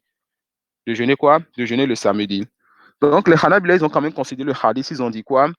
Que nous, on va dire que le jeûne du samedi est détestable quand c'est le samedi seul que tu veux jeûner. D'accord? Celui qui veut jeûner le samedi seul, on dit que cela est détestable. Si jeûne, est-ce que son jeûne est valide? Oui, c'est valide. Est-ce qu'il a fait un péché? Non. Ça peut aller, mais quand la personne veut jeûner un jour avec le samedi, comme celui qui veut jeûner le vendredi et le samedi, ou le samedi et le dimanche, on dit cela est permis. Et ils disent encore celui qui veut jeûner le samedi seul parce que ce n'est pas le jour qui est voulu, mais c'est plutôt un autre mérite, comme le fait que ce soit Arafat ou bien Ashura, et ça tombe sur un samedi, on dit c'est permis pour toi de jeûner. Et ça, c'est une parole quand même qui est solide sur le sujet. C'est une parole qui est solide sur le sujet. Il y a d'autres savants comme Ibn Qayyim rahimahullah ta'ala qui voient la faiblesse du hadith et qui voient donc qu'il est permis mutlaqan de façon générale de jeûner le samedi, quelle que soit la situation. Qui voient de façon générale de jeûner le samedi, quelle que soit la situation. Wallahu a'lam. Non. Et comme on l'a dit, Cheikh Albani rahimahullah ta'ala, il a authentifié le hadith et il voit l'interdiction absolue de jeûner le samedi tant que ce n'est pas un jeûne obligatoire. Non. وكره صوم يوم الشك وهو 30 من شعبان إذا لم يكن غيم أو قطر ويحرم صوم العيدين وأيام التشريق. L'auteur dit وكره صوم يوم الشك وهو 30 من شعبان إذا لم يكن غيم أو قدر. L'auteur dit qu'il est détestable de jeûner ce qu'on appelle Yom Shak. D'accord? Et rappelez-vous, les Hanabila, ils ont fait ce tafarroud qu'on a dit que c'était une erreur. Le Yom Shak chez eux, c'était quoi? Le Yom Shak chez eux, c'était le 30e jour de Sha'ban lorsque le ciel est clair. C'est ça qu'est le Yom Shak chez eux. D'accord, rahmatullahi alayhim. Avec cela, ils ont contredit la majorité des savants, ils se sont trompés sur ce sujet. Le Yom Shak, c'est quoi? C'est plutôt, comment on appelle, le 29e jour de Sha'ban, lorsqu'on a regardé le ciel et qu'on n'a pas, et qu'il y a plutôt, comment dire, lorsque on a regardé le ciel et qu'il y a des nuages, il y a des brouillards, il y a de la poussière ou autre. D'accord? Donc, le 29e jour de Sha'ban, on ne sait pas si demain ce sera le 30e 20e jour ou bien le 1er de Ramadan, on regarde le ciel et on voit qu'il y a du brouillard, il y a du sable ou autre, on dira que demain, voilà, sahih, c'est ça qui est authentique, et la parole qui s'oppose à ça, c'est une erreur. Demain, c'est le jour de chaque. D'accord? Roden yawm shak. D'accord? Donc, l'auteur te dit maintenant, wa kuriha som yawm shak. Ça peut aller. Qu'il est détestable de jeûner le jour du shak, le jour du doute. Il est détestable de jeûner le jour du doute. Wa yahrumu sawmu al-eidain. Il est interdit de jeûner les 2 jours de fête, les 2 jours de Eid, que ce soit le Eid de Ramadan, les fêtes pour le Ramadan ou bien Eid al-Adha. Il est interdit de jeûner les Eidain. Wa ayyam al-tashriq. Il est aussi interdit de jeûner ce qu'on appelle ayyam al-tashriq. Le prophète sallallahu alayhi wa sallam, donc pour la parole de Aïcha de Ibn Omar, lam yurakhas fi ayyam al-tashriq an yusamna illa liman lam yajid al-hadiya. On n'a pas permis à quelqu'un de jeûner les ayyam al-tashriq si ce n'est pour celui-là qui n'a pas trouvé, n'est-ce pas, la bête à immoler. Celui qui a fait le hajj et qui n'a pas trouvé la bête à immoler, cette personne a le droit de jeûner ayyam al-tashriq. Le prophète sallallahu alayhi wa sallam dit ayyam al-tashriq ayyam aklin wa shurb. Ayyam al-tashriq, d'accord, ce sont des jours de fête, des jours où nous mangeons et nous buvons. Des jours où nous mangeons et nous buvons. Non. ومن دخل في تطوع لم يجب إتمامه وفي فرض يجب ما لم يقلبه نفلا. Et Ayyam al-Tashriq, comme vous le savez, il s'agit, n'est-ce pas, du 11 du Zouz et du 13 de Dhul Hijjah. L'auteur, il dit وَمَنْ دَخَلَ فِي تَطَوْعٍ لَمْ يَجِبْ إِتْمَامُهُ. Celui qui a commencé un jeûne surérogatoire, cette personne n'a pas l'obligation de compléter, de finir son jeûne. Il a le choix. S'il veut, il complète, il finit le jour. S'il veut, il ne finit pas. D'accord?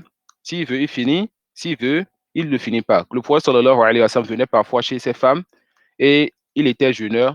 Et quand on lui dit qu'il a à manger, il dit quoi? Ok, dans ce cas, qu'il va rompre.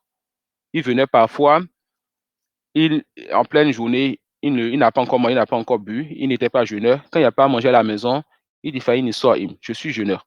D'accord? Quand c'est le jeûne surrogatoire, tu n'as pas l'obligation d'avoir l'intention depuis la nuit. Tu peux commencer dans la journée. Quand c'est le jeûne surrogatoire, tu peux commencer et rompre ton jeûne en pleine journée et arrêter ton jeûne. D'accord? Mais le mieux toujours, c'est quand on commence le bien, on finit cela. Celui qui commence un jeûne surrogatoire n'est pas obligé de finir ce jeûne-là. Il dit quoi? Mais quand c'est pour le jeûne obligatoire,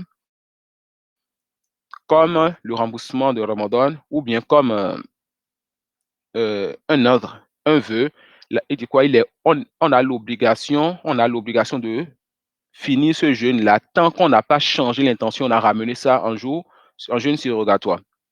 D'accord? Quand c'est un jeûne obligatoire, remboursement de jeûne de Ramadan, ou bien un vœu, la personne a l'obligation de finir, sauf si cette personne a changé d'intention. Et ce sujet aussi, je n'ai pas encore d'autres paroles sur ça. Ça a besoin de plus de recherche. Avec cela, par la grâce d'Allah subhanahu wa ta'ala, on a fini avec le kitab al-Siyam. Ce qui suit, c'est le kitab al-I'tikaf et je ne pense pas qu'on puisse faire cela ensemble cette année. Qu'Allah subhanahu wa ta'ala bénisse le peu que nous avons fait. Nous avons comment et cela de notre. Abu Rayyan m'avait écrit pour me dire qu'il serait en retard aujourd'hui, mais je pense qu'il a été occupé, il n'a pas été présent. Qadarullah. Hier, j'avais parlé ensuite dans le cours sur la question du jugement de la femme enceinte, de celle qui allait. Et, ok, le frère, il est là. Allez vérifier, Karim. Vous voulez dire quelque chose, Karim? Non, c'est bon. C'est juste pour dire que je suis là.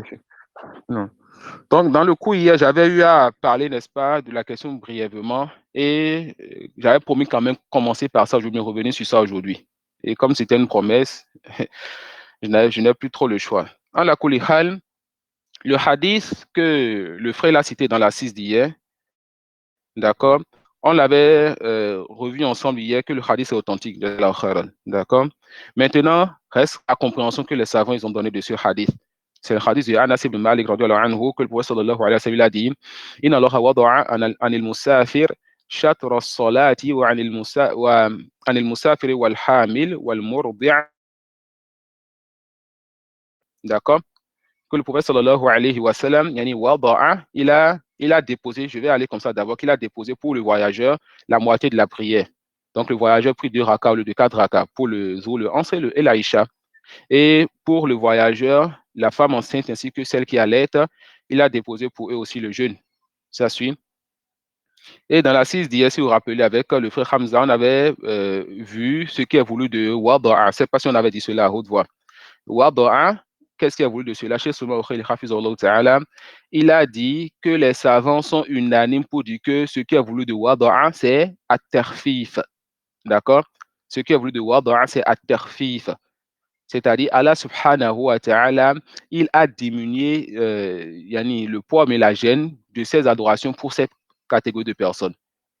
Le voyageur, Allah a diminué pour lui la prière, au lieu de 4 rakas, il fera 2 rakas pour certaines prières. Voilà pourquoi si le voyageur priait 4 rakas, est-ce qu'on va dire que sa prière est batil? Sa prière est nulle? La réponse non. Sa prière est valide. Ça suit? Sa prière est valide. Donc ce qui a voulu pas voir dans le hadith, ce n'est pas que ces personnes, c'est fini l'adoration là, ils n'auront plus à faire cela. Ou bien que le voyageur, la moitié de la prière, c'est fini, il ne va plus faire cela. Si on prend cette compréhension, on va dire, est-ce qu'il a maintenant le droit de faire 4 rakas? Je ne connais pas de savant qui interdit cela. Le voyageur, il a la roue sur la dérogation de faire 2 rakas. Et s'il veut, il fait 4 rakas. Certains savants voient même que le voyageur, quand il dépose ses valises comme Ibn Qayyim, il a l'obligation maintenant de faire 4 rakas. D'accord? Ensuite, pour la femme enceinte et celle qui allait, on comprend de ce hadith, alors comme l'a dit Cheikh Sulaiman Okhayli, du sens du mot wada'a, que c'est yani wad'u luzum as-sawm. Yani le jeûne n'est plus obligatoire alors pour eux et pour elles plutôt dans le mois de Ramadan à cause de leur état. D'abord, on parle de quelle femme enceinte et de quelle femme qui allait. Ce n'est pas toute femme enceinte et pas toute femme qui allait. Si la femme enceinte est celle qui allait, le médecin lui dit ta santé, ça va. Tu peux jeûner. Dans ce cas, on dit toi, tu jeûnes. Mais quand on te dit, le jeûne peut quand même être un peu difficile pour toi, pour l'enfant, cette personne dit le mieux pour toi, c'est quoi? Il ne faut pas jeûner. Mais quand on dit que toi, le jeûne va te nuire ou nuire à ton enfant, il est interdit pour toi de jeûner. Donc, ce n'est pas toute femme enceinte et toute femme qui allait qui est concernée d'abord dans ce sujet. On parle des 2 dernières catégories. Celle qui n'a pas jeûné parce que le médecin, pas elle-même, le médecin lui a dit, toi ou l'enfant, le mieux c'est de ne pas jeûner ou bien l'interdit pour vous de jeûner, car ça va vous nuire. Ensuite, le hadith qu'on a vu hier, le hadith ne montre pas que la femme enceinte et celle qui allait, c'est fini. Elles n'auront pas remboursé. Ce qui est là, tout simplement, c'est qu'elles n'ont plus l'obligation de jeûner pendant ce mois-là. Ce qui est là, c'est tout simplement qu'elles n'ont plus l'obligation de jeûner pendant le mois. Voilà, aslu shara'i, comme l'a dit Cheikh Suleiman, et la base dans la religion, c'est quoi? Toute personne qui n'a pas jeûné pour une excuse valable, comme le voyageur, la femme enceinte, celle qui est malade ou autre, et qui a la capacité de jeûner, doit rembourser. La capacité de jeûner, pourquoi? Parce que le vieux et la vieille n'ont pas la capacité de rembourser. Donc, eux, ils vont juste nourrir un pot. Ça peut aller. Donc, la base, c'est que toute personne qui n'a pas jeûné Ramadan pour une excuse valable et qui a la capacité de jeûner doit rembourser. Voilà pourquoi Cheikh Suleiman va vous ramener la parole de Ibn Qudama et de l'imam An-Nawawi qui rapporte le consensus, c'est-à-dire l'ijma' qui ne connaissent pas de divergence sur le fait que la femme enceinte et celle qui allait et qui n'a pas jeûné Ramadan doivent rembourser.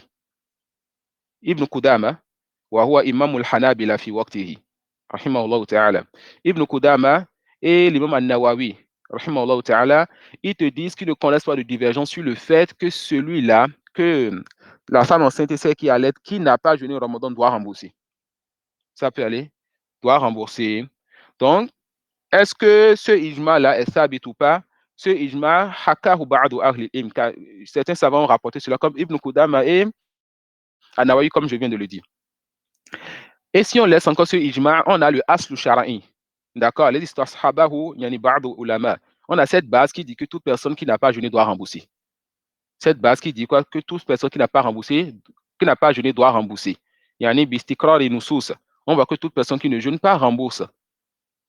Toute personne qui ne jeûne pas rembourse. Donc, on ne viendra pas faire l'exception maintenant de la femme enceinte et de celle qui allait sans preuve, car le test qui est venu n'est pas une preuve qui dit qu'elle ne doit pas rembourser. Le texte qui est venu n'est pas une preuve qui dit qu'elle ne doit pas rembourser. D'accord, voilà pourquoi les Hanabila et le Jumhur vous disent d'abord qu'elle doit rembourser, ensuite ils vont venir avec la divergence ou bien le détail sur le fait qu'elle ait peur pour sa personne, comme on l'a vu hier, qu'elle ait peur pour son enfant ou bien qu'elle ait peur pour elle et pour sa personne. Et on a une autre parole de certains savants qui voient qu'elle va juste faire quoi? Elle va juste nourrir un pauvre, elle ne va pas rembourser. Donc, allons-y doucement. On a la femme enceinte et celle qui allait. D'accord? Qu'est-ce que le Jumhur voit? Il voit qu'elle doit rembourser, elle doit rembourser. Ensuite, pour le fait de nourrir chaque jour un pauvre, ça, c'est une divergence entre eux. Mais le remboursement, ce qui nous intéresse, ce qui m'a amené à revenir sur le sujet, ils ne divergent pas sur cela. Ensuite, on a certains savants qui disent non, elle peut tout simplement nourrir un pauvre et elle ne va pas rembourser. Et chez Roslan, parmi les contemporains, est sur cet avis. Et cet avis, justement, les savants, ou bien ceux qui ont pris cet avis, ils comprennent ça d'une fatwa de Ibn Omar et de Ibn Abbas. Ils comprennent ça de quoi? D'une fatwa de Ibn Omar et de Ibn Abbas. Sachez qu'Allah fasse miséricorde que en jurisprudence, les dalils, les preuves sont de plusieurs catégories. On a d'abord deux grandes catégories. Ad-dalil al-muttafaqun alayhi wa dalil al-mukhtalafun fihi. La preuve sur laquelle il n'y a pas de divergence et la preuve sur laquelle il y a divergence. Quant à la première catégorie, c'est 4 preuves. Il y a le Coran, la Sunna, l'Ijma', le consensus et le Qiyas ou Sahih, l'analogie. D'accord? Il y a quoi? Le Coran, la Sunna, le consensus et l'analogie. Ces 4 preuves-là, il n'y a pas de divergence sur ça. Maintenant, il y a d'autres preuves sur lesquelles il y a des divergences, comme le Sahabi, comme la parole du compagnon. Les Hanabila voient que la parole du compagnon, c'est une preuve. D'autres voient que ce n'est pas une preuve. D'accord? Mais quand le compagnon il a parlé, qu'on ne connaît pas de Mukhalif, qu'on ne connaît pas celui qui le contredit, c'est quand même quelque chose de solide, une masala, un sujet.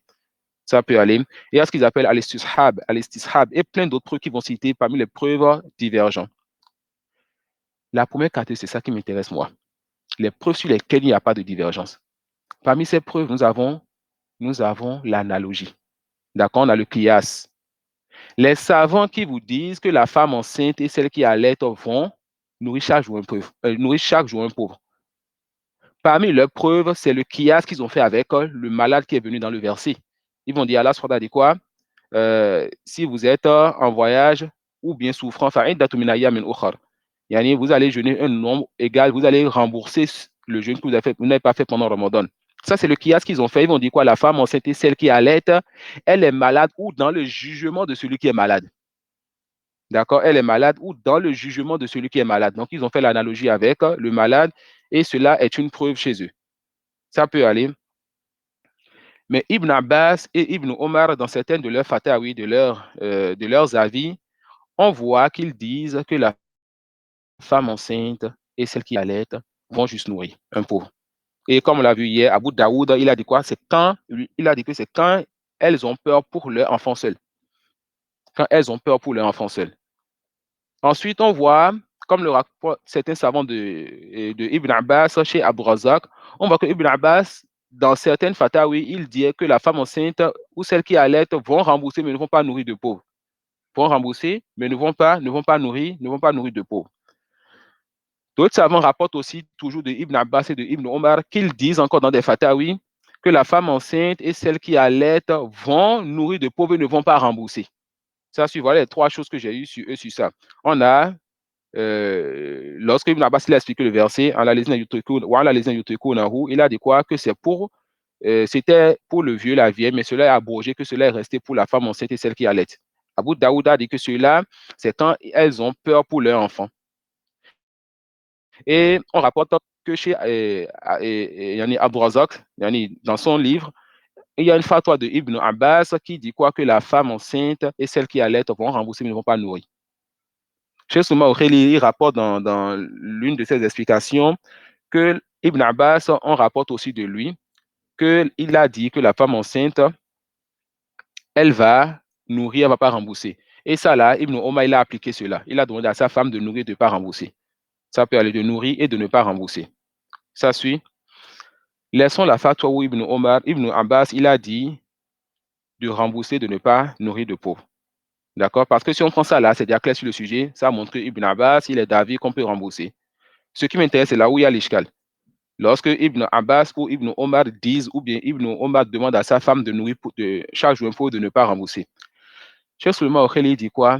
Que cela est un ijtihad de ces deux compagnons. C'est un effort d'interprétation de ces deux compagnons. C'est ce qu'ils ont compris du verset, que celui-là qui en a la capacité a le choix. Cette personne peut nourrir charge ou un pauvre ou bien qu'on appelle jeûner. Cheikh Sulaiman Okheli dit quoi? Que le verset, si on comprend ça dans le sens que celui qui veut jeûner, celui qui veut ne jeûne pas, ce sens-là est abrogé. Et si on comprend ça dans le sens, car le verset, les savants expliquent ça de deux façons. En la lisant et ils disent aussi en la lisant la yutoyekunahu. Allez voir un peu dans quoi vous m'avez mis maintenant. Allah understand. Ils expliquent de deux façons. Ils disent que le verset s'explique comme ceci. Ceux qui ont la capacité de jeûner, d'accord, s'ils veulent, ils jeûnent. S'ils veulent, ils ne jeûnent pas. Rappelez-vous au début de ces assises, peut-être dans la première assise, oui, dans la première assise, on avait déjà dit quoi? Cela était, et ça a été abrogé. Yani, au début, avant que le jeûne de Ramadan ne soit obligatoire pour toute personne qui a la capacité, il fut un temps, tu avais le choix, c'était la deuxième étape. Si tu veux, tu jeûnes, si tu veux, tu ne jeûnes pas. Et ce sens-là est abrogé. Donc, Cheikh Sulaiman dit quoi? Que si on prend ce sens de ce verset, cela est abrogé, alors la fatwa de Ibn Omar et de Ibn Abbas, si ça suit ce sens-là, cette fatwa n'est pas basée sur un dalil. D'accord? Et quand on a la parole du compagnon qui contredit un as shar'i, une base dans la législation, cette parole n'est pas une preuve. Vous suivez? Et il dit, si on prend le deuxième sens chez les mufassirines, chez les savants de tafsir, qui dit quoi? Le verset veut dire, ceux qui n'ont pas la capacité de jeûner. Ceux qui n'ont pas quoi? La capacité de jeûner. Il dit que les femmes enceintes et la femme qui allait aussi ne rentrent pas dans ceci. Il dit quoi? La femme enceinte et celle qui allait ne rentrent pas dans ceci. Ensuite, il a fait le terjih de la parole de Hanabila qui donne le détail. Et on a déjà apporté ces détails hier. On a dit quoi? Les Hanabila voient quoi? La femme enceinte et celle qui allait, quand elle a peur pour elle-même, elle va juste rembourser. Quand elle a peur pour son enfant seul, elle va rembourser et nourrir charge un pauvre. Quand elle a peur pour elle et son enfant, ils ont divergé. Et Yani, il penche vers le fait qu'elle va juste rembourser. Et Cheikh Ibn Semin, Ibn Baz et bien d'autres, et j'espère que cela soit l'avis correct, il voit que la femme enceinte est celle qui allait dans tous les cas, elle va juste rembourser, elle ne va pas nourrir charge un pauvre. Et c'est avis, j'espère que ce soit l'avis qui soit correct. Est-ce que vous avez vu que dans ce que j'ai cité maintenant, j'ai cité déjà l'avis de Ibn Hazm? Pas encore. Parce que ce n'est pas Ibn Hazm qui dit qui voit que la femme enceinte, celle qui allait, elles vont tout simplement nourrir un pauvre. Lui ne voit même pas ça. Lui voit qu'elles ne vont pas jeûner, qu'elles ne vont pas rembourser, qu'elles ne vont pas nourrir charge un pauvre. Yani, il ne voit rien dans tout cela. Rien dans tout cela. Elle ne jeûne pas, elle ne rembourse pas, elle ne nourrit pas charge un pauvre. Et cet avis-là, c'est une erreur qui n'est pas correcte. D'accord?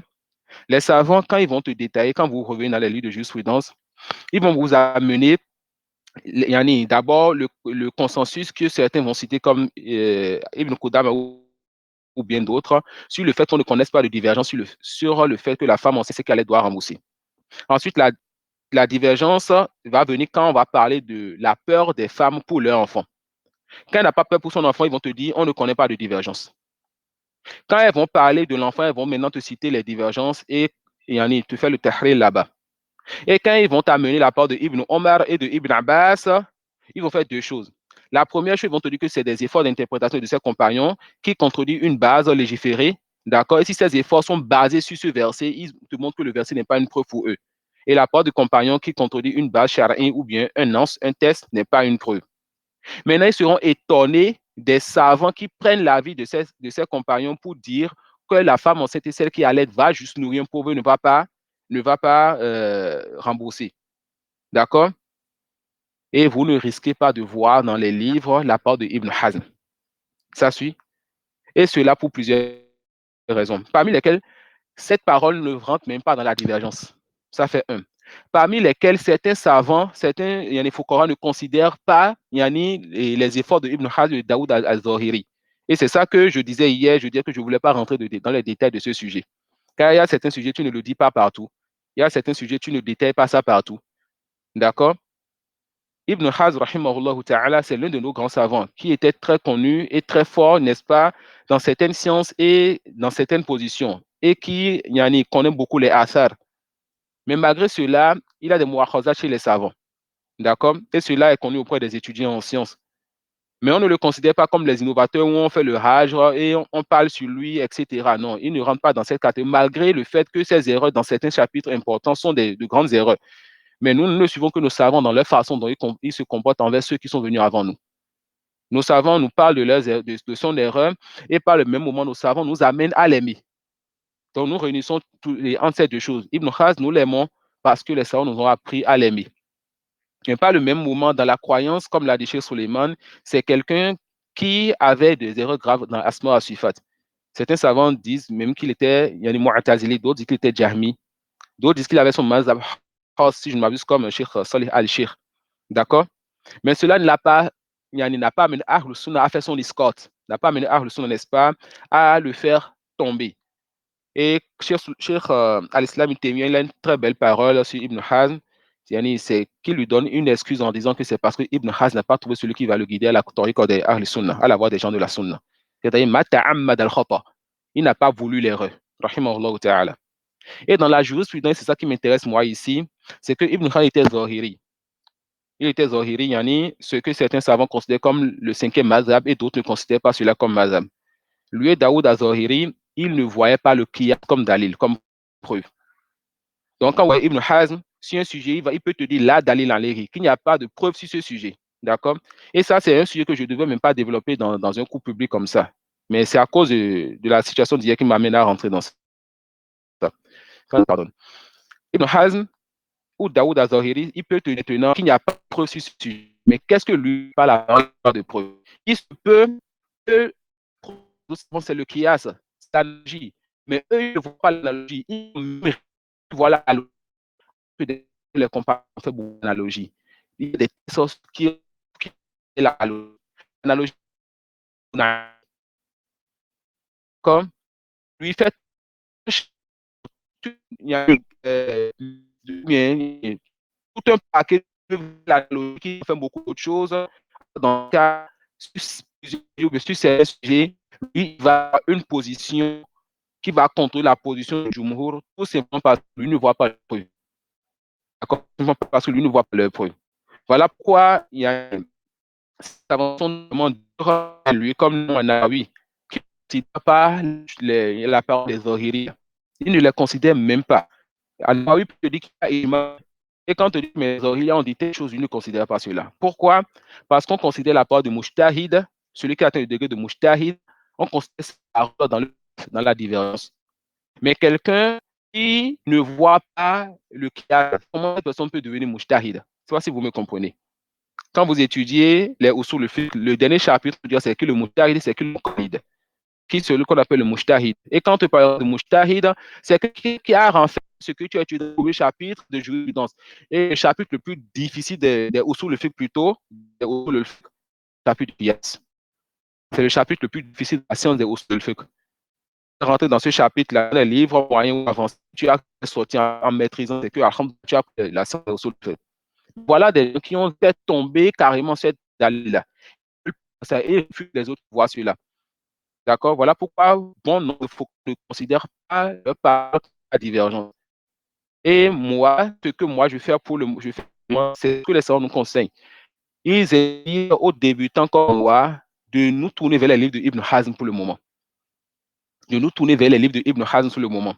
Et cela pour plusieurs raisons. Parmi ces raisons-là, la vérité que tu cherches là, ça ne risque pas de quitter derrière la parole du Jumhur.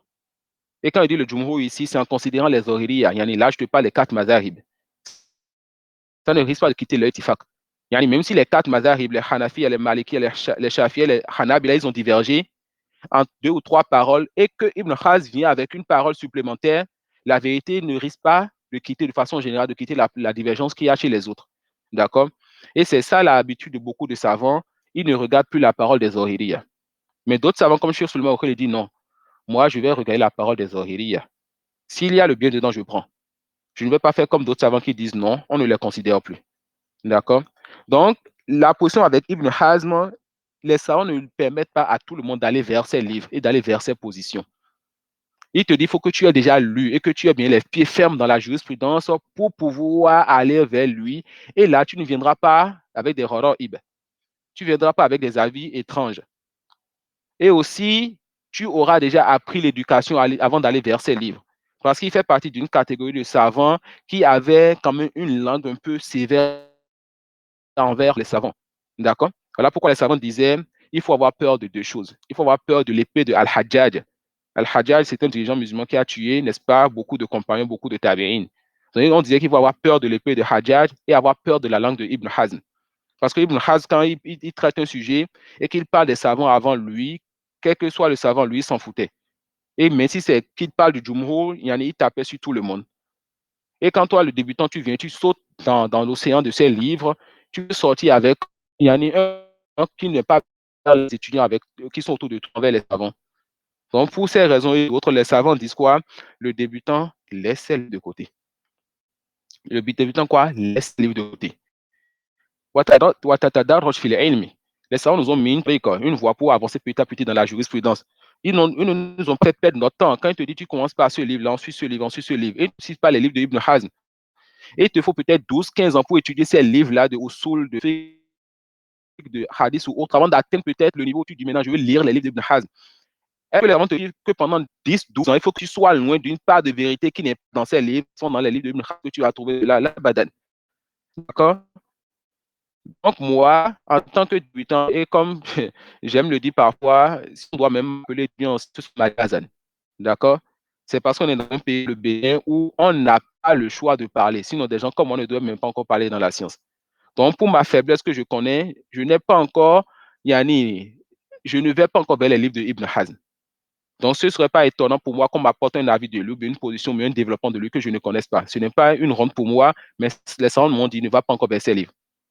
Ensuite, moi, quand je ferai un cours, je vais enseigner ce que j'étudie pour le moment. Je vais juste transmettre ce que je prends pour le moment. Et quand je vois que ce que je prends, j'ai dans certains chapitres, comme le dit notre cher, la majorité des études, beaucoup des études sont des docteurs en Kitab al-Tahara. Beaucoup d'étudiants, ils maîtrisent le Kitab al-Tahara, mais ils n'arrivent pas à le dans les livres de jurisprudence, quand la nous réforme. Donc, quand je vois que pour ces petits chapitres que j'ai un peu tués, 1, 2, 3 livres, j'ai lu 2 ou 3 livres, je vois que Ibn Hazm vient contredire maintenant les avis que j'ai trouvé juste présent. Je ne perds pas mon temps pour le moment jusqu'à ce que je lui ai dit que je vais faire le bas là où je peux voir comment il a développé son avis. Je retire ma base, je suis encore un débutant, ce n'est pas encore mon problème. N'a mis pas de vérité chez lui. D'accord. Je fais la pas me cacher dans que je pourquoi les frères de question de ça revient à ce que je vous ai dit. La parole qu'il a amenée, cette parole, ça contredit la base que les savants citent. Et c'est quoi cette base? Le fait que toute personne qui n'a pas jeûné pour une excuse valable doit rembourser. Ça contredit les ijma que ces savants, ils ont relaté. Il y en a pour la femme enceinte et celle qui n'a pas jeûné. Comme Ibn et Anawawi. Ibn Qudama chez les Hanabi et Anawawi chez les Fi'i.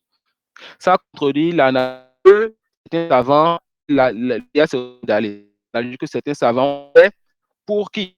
Pour le malade. En tant que la femme enceinte sait qu'elle est malade ou dans le jugement de celui qui est malade. Pourquoi font la différence entre ces deux thèmes? Quand on dit que la personne est malade, c'est quelque chose. Dans le jugement de celui qui est malade, c'est une autre chose encore. Et quand toi, tu viens comme ça et que tu veux annuler un qiyas, ça a des méthodes, ça a des manières. Les savants citent une dizaine d'étapes pour annuler un qiyas comme ça.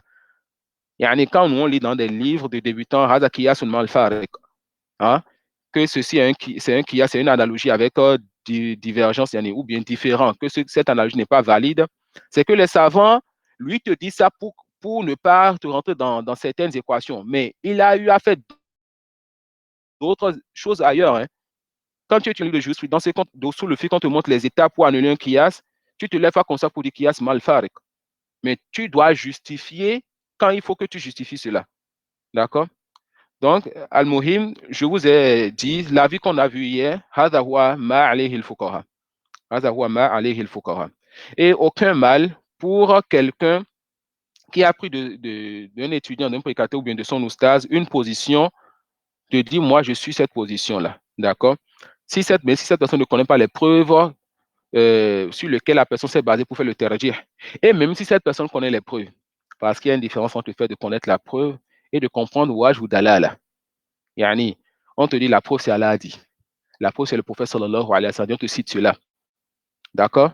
Donc, comme on dit, Allah dit, si yani, il ne pas dans le sujet, passe non.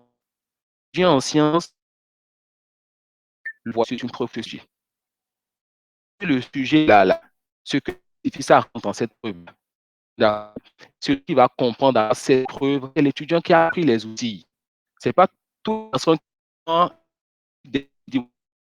avec preuve. Ce n'est pas tout qui est ou dans lequel on suit des preuves qui me dit qu'on se ça peut aller que une position.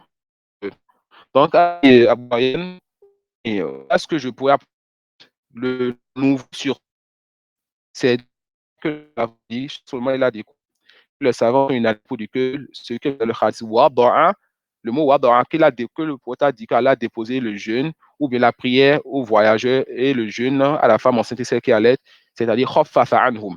Yani, il a allégé cette difficulté, mais cette peine. Cela n'est plus obligatoire pour eux dans ces périodes-là. Ensuite, cela redevient obligatoire avec d'autres preuves et d'autres tests. Vous avez compris ça? Ah, Ryan, Ryan, vous êtes avec moi? Non, mais oui, j'ai compris. Qu'Allah vous fasse miséricorde et il augmente votre science. J'ai une petite question dans la tête. Je crois hier, j'avais posé la question. C'est un peu fou dans ma tête. Donc, j'aimerais que vous m'expliquiez un peu ça. En fait, j'ai par rapport toujours à la femme enceinte et celle qui allait là. Comme j'avais dit hier, par exemple, celle qui est enceinte et puis elle ne jeûne pas. Donc, avec vos explications, j'ai compris beaucoup de choses. Mais j'aimerais quand même comprendre ceci là. Du fait, si elle est enceinte, qu'elle ne jeûne pas, et selon la législation, normalement, elle a 2 ans pour allaiter son enfant. Et si, par exemple, elle n'a pas la capacité de jeûner, ça va lui faire peut-être 2 jeûnes à rattraper. Ça va faire 2 mois de jeûne à rattraper. Maintenant, si, par exemple, après sa période d'allaitement, on sait qu'il y a des femmes qui sont fécondes. C'est vrai que ce pas des cas qui peuvent arriver à tout moment, mais c'est des exemples qu'on peut donner. Si par exemple, elle tombe encore enceinte, ça va faire 3. Maintenant, comment elle pourra rembourser? Est-ce qu'elle a la possibilité de rembourser tous ces jeunes-là? Qu'elle apprête à tout un chacun une longue vie dans son obéissance. D'abord, est-ce que c'est toute femme enceinte et toute femme qui allaite qui ne va pas jeûner? La réponse, non. D'accord? Donc, il se peut que cette femme-là, lorsqu'elle est enceinte ou lorsqu'elle allaite, le médecin lui dit, toi, tu as la capacité de jeûner. Donc, cette personne sort d'abord de notre mas'ala. Ça peut aller. Maintenant, supposons qu'on a une femme vraiment qui n'a pas la capacité de jeûner quand elle est enceinte et quand elle allaite. Et quand elle accouche après les lochis, en même temps, et après les lochis et elle allaite, après avoir allaité ou bien en allaitant, elle tombe encore enceinte et que cela se répète. On dit, il n'y a pas de mal. Tant que cela se répète, tu as des jeûnes à rembourser. Et quand cela va s'arrêter maintenant, tu vas jeûner petit à petit. Tata Abouan ne te demande pas de jeûner successivement. Tu peux jeûner 2 jours, maintenant 3 jours après, 2 jours maintenant, 3 jours après. Et ton mari peut t'aider. Ça peut aller. Et quand on dit ton mari peut t'aider, ce n'est pas qu'il va jeûner à ta place, mais il jeûne aussi dans la même période que toi. Lui, il fait un jeûne sur toi pour te soutenir. Quand tu vois des gens jeûner, tu es encouragé. D'accord? Oui, c'est vrai. Maintenant, allons plus loin. Supposons qu'elle a eu cette situation jusqu'à ce que elle atteint un âge de vieillesse. Si on a déjà vu que le vieux, la vieille, mais on Ramadan ne jeûne pas. Ça peut aller. Elle a vieilli. Là, maintenant, on te dit qu'il faut nourrir chaque jour un pauvre. Parce que là, tu n'as plus la capacité de jeûner. D'accord? Quand tu avais la capacité, on te dira, si tu n'accouches plus, si tu as fini d'allaiter, maintenant, commence-toi à jeûner. Tu jeûnes un peu. Je suppose que tu as même 100 jours de jeûne à rembourser. Jeûne ce que tu peux. Tu as réussi à jeûner 10. Ça, alhamdoulilah, tu as atteint l'âge de vieillesse. On dit maintenant, les 90 qui restent là, nourris des pauvres. D'accord? Et quand là, nous préservons, n'est-ce pas, les musulmans, je suppose que cette personne meurt sans avoir fini de rembourser. Qu'est-ce qu'on fait? Ces tuteurs vont jeûner à sa place ou bien nourrir chaque jour un pauvre. Et l'affaire est simple. D'accord? Est-ce qu'il y a une solution? Oui, il y a une solution. Mais de dire que chaque fois qu'elle accouche, elle allaite, elle accouche, elle allaite, qu'est-ce qu'elle va faire finalement? Déjà, on te met ça dans la tête, c'est comme si elle est bloquée. Comment ça, elle est bloquée? À un moment donné, elle va forcément arrêter d'accoucher ou bien d'allaiter, ne serait-ce que pour un certain temps. Dans ce laps de temps qu'elle commence à rembourser, c'est qu'elle peut. Et quand la période vient, qu'elle a atteint l'âge où elle ne peut plus supporter le jeûne, ok. C'est quoi l'obligation pour toi quand tu as atteint cet âge? Nourrir maintenant les pauvres pour les jeûnes précédents et pour les ramadans à venir. Et si elle prédestine la mort, les tuteurs ou bien les wali ou les héritiers vont jeûner à ta place ou bien nourrir chaque jeune pauvre et l'affaire est terminée. C'est bien compris. D'accord? C'est bien compris. Donc, en résumé, sur ce sujet, on a trois types d'avis. On a l'avis du Jumhur, si on veut parler du Jumhur ici, d'accord, et dit Jumhur ici, même beaucoup ne considéreront pas, on va mettre de l'Itifak si vous voulez, c'est de dire que la femme enceinte et celle qui allait doivent forcément rembourser quand elles n'ont pas jeûné. Ensuite, ils ont divergé sur le fait qu'elle va rembourser et nourrir chaque jour pour si elle a eu peur pour son enfant. Ibn Semine Ibn Baz voit que non, elle rembourse seulement quelle que soit la situation. On a un avis qui se base un peu sur les fatawi de Ibn Abbas et de Ibn Omar qui dit qu'elle va juste nourrir un pauvre mais ne rembourse pas. Cet avis quand même est encore acceptable. Mais malgré cela, beaucoup de savants, ou bien pour le peu que moi j'ai lu ou écouté jusqu'à présent, ils disent que c'est un avis qui est ajib, c'est un avis qui est étonnant. De dire qu'elles vont juste nourrir et ne vont pas rembourser. Maintenant, un avis que peu citent dans leurs interventions, mais dans leurs livres, ou bien juste pour réfuter, c'est l'avis de Ibn Hazm, qui dit qu'elle ne va pas jeûner, qu'elle ne va pas rembourser, qu'elle ne va pas nourrir chaque jour un pauvre. D'accord? Et quand un débutant comme moi voit des choses comme ça, notamment Sakbi, yani, bikauli, yani, al-fuqaha ou bikauli jumhur. Le jumhur n'est pas une preuve, mais quand c'est Ibn Hazm qui vient contre le jumhur sur ce type de sujet, bismillah, on ne cite pas ces avis-là, ou bien on cite ça pour réfuter qu'on voit certains de nos savants faire. Ça peut aller. Ça peut aller. Il y a d'autres questions?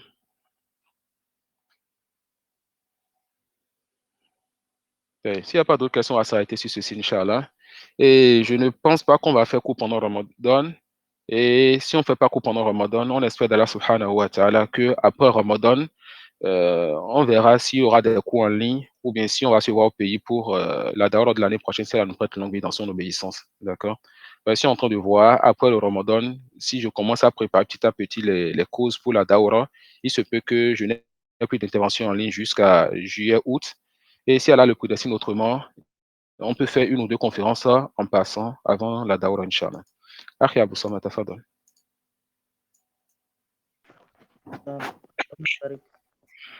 Non, merci. Et je voudrais savoir, le voyageur doit rembourser 16 jours de jeûne de kafara qu'il a délaissé.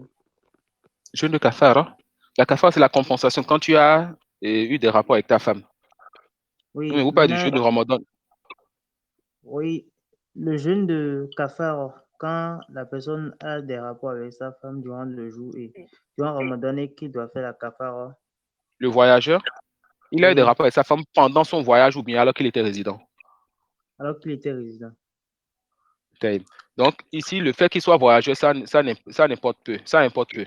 On a quelqu'un qui est résident qui a des rapports avec sa femme, n'est-ce pas? Cette personne doit rembourser. Elle doit, qu'on appelle, à notre époque, on dira tout simplement, elle doit jeûner 2 mois consécutifs. Et si elle ne peut pas, elle doit nourrir 60 pauvres. D'accord? Et elle doit faire aussi la taouba. Ou bien vous avez un cas particulier pour le voyageur, si vous n'avez pas compris. Bon, attendez, c'est comme si j'avais entendu. Bon, peut-être c'est pour le jeûne du Ramadan qu'il a délaissé et qu'il va devoir, qu'il veut rembourser après Ramadan. Après Ramadan, il doit rembourser le jeûne. Maintenant, voilà qu'il y a une situation urgente pour laquelle il doit voyager. Donc, durant ce voyage... je vois de quoi vous parlez. C'est quelqu'un qui a eu des rapports avec sa femme, d'accord, pendant Ramadan. Cette personne doit faire la kafara et rembourser et se repentir. D'accord? On dit cette personne, je suppose que pour la kafara, il n'y a pas d'esclaves croyants à libérer. Alors cette personne doit jeûner 2 mois consécutifs. On dit, tu ne dois pas interrompre ces 2 mois. La personne a commencé le jeûne et il y a un voyage, une mission ou quelque chose, un voyage qui vient de se mettre là. On dit à cette personne, il est permis pour toi de voyager et quand tu voyages, tu as le droit de ne pas jeûner. Ça, c'est une excuse valable. D'accord? Tant que le voyage n'est pas une hila, n'est pas une ruse pour te reposer.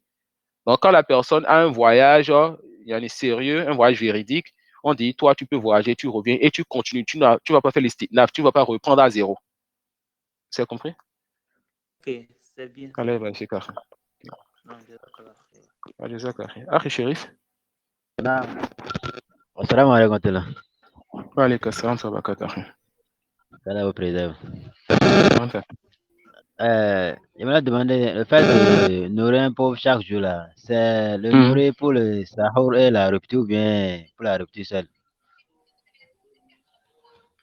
Ce qui est apparent de ce que j'ai compris, de ce que j'ai lu, c'est que tu nourris la personne une fois dans la journée. Je pense que ça va être alors pour la rupture. Ah, toi. D'accord? Tu nourris la personne j'ai une fois compris. dans la journée. Donc d'abord, on te dit tu nourris la personne une fois dans la journée. Je pense que ça doit être pour la rupture. Je n'ai pas encore vu un truc précis sur le fait de spécifier le matin ou le soir, mais ce que je vois dans les tassaroufas des oulamas autour de nous, des savants autour de nous et tout, ceux qui ont des mosquées, vous les voyez quand les gens viennent et que les gens veulent nourrir des pauvres et tout, c'est pour la rupture qu'ils font ça. D'accord? Et Cheikh Alassane Temia dit qu'il s'agit d'un repas qui rassasie. Ok. Non, J'ai compris. Arafat. Jazakar.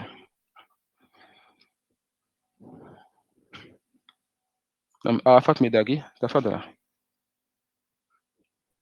J'aimerais demander à propos de quelqu'un qui vend, par exemple, des denrées alimentaires et la personne, pendant le mois de Ramadan, est-ce que la personne a l'interdiction de ne pas vendre pour non-musulmans qui ne sont pas en vie? C'est quelqu'un qui vend à manger? Qui va manger, par exemple. Je pense que ça est la dernière fois que le sujet est venu cette semaine. La personne, elle évite de vendre à manger pendant Ramadan. D'accord, la personne, elle ne vend pas à manger pendant Ramadan. Pardon? Comme il a entendu dit un frère que ce n'est pas interdit de vendre à quelqu'un qui n'est pas en ville, même si la personne n'est pas musulman. Voilà, ce n'est pas un sujet que j'ai trop lu sur ça, mais que j'ai trop étudié. Et c'est venu hier, je pense que j'ai demandé au frère Hamza qu'est-ce qu'il connaît sur le sujet. Et il a dit que ce que lui sait, c'est que les savants les déconseillent de vendre à manger pendant Ramadan. Et les frères étaient présents hier, donc je ne fais que rapporter ce qu'il a dit. D'accord. Souvent, ces gens étudient bien, par exemple, celui qui vend la glace dans la journée. Celui qui fait quoi? Par exemple, des gens qui vendent la Je n'ai pas bien glace. entendu. Par exemple, des gens qui vendent de la glace ou bien des nourritures qui peuvent déposer quand même. Quoi. Mais au sens où celui qui est venu payer ça n'est pas un musulman et qui va consommer ça tout à l'heure. Non. Allez, je ne connais pas, ce n'est pas ce que je maîtrise. Le jugement de vendre à manger dans la journée de Ramadan, vous voyez. Non, ce n'est pas ce que je maîtrise. Vous pouvez m'écrire en privé, vu qu'on a sur Telegram, vous pouvez juste appuyer sur mon profil, m'écrire en privé. Là, je vais questionner et vous envoyer la réponse de Menchal, d'ici de Menchal.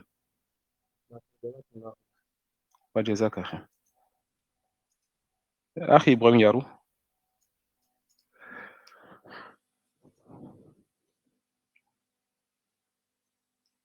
Ibrahim, vous avez une question? Salam alaikum. Wa alaikum salam wa barakatuh.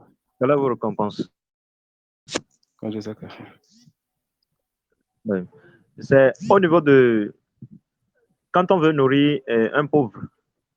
Est-ce qu'il s'agit nécessairement d'un repas déjà préparé ou bien on peut donner par exemple des vivres, maïs et autres?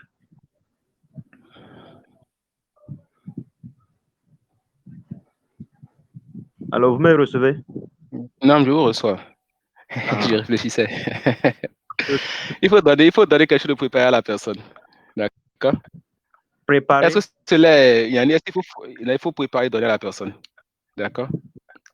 Maintenant, si c'est maïs, si c'est que j'ai décidé de donner. Je n'ai pas dit que c'est obligatoire de préparer et donner à la personne. Je n'ai pas dit que c'est obligatoire, mais il faut préparer et donner à la personne. Si vous pouvez. Bon, et si je ne peux pas, voilà que je peux donner maïs. Maintenant, je veux même compter. Donnez-lui le maïs, il n'y a pas de mal. Non? Moi, quoi. Pardon? Est-ce que c'est possible? Oui. Non, on a dit que quand ce n'est pas la compensation pour celui qui a... Quand vous dites nourrir un pauvre, vous parlez de celui qui a eu des rapports avec sa femme, ou bien vous parlez de, qu'on appelle, Non, non, non, le vieux, la vieille, par exemple. Oui. Pardon? Si ce n'est pas celui qui a des rapports avec sa femme.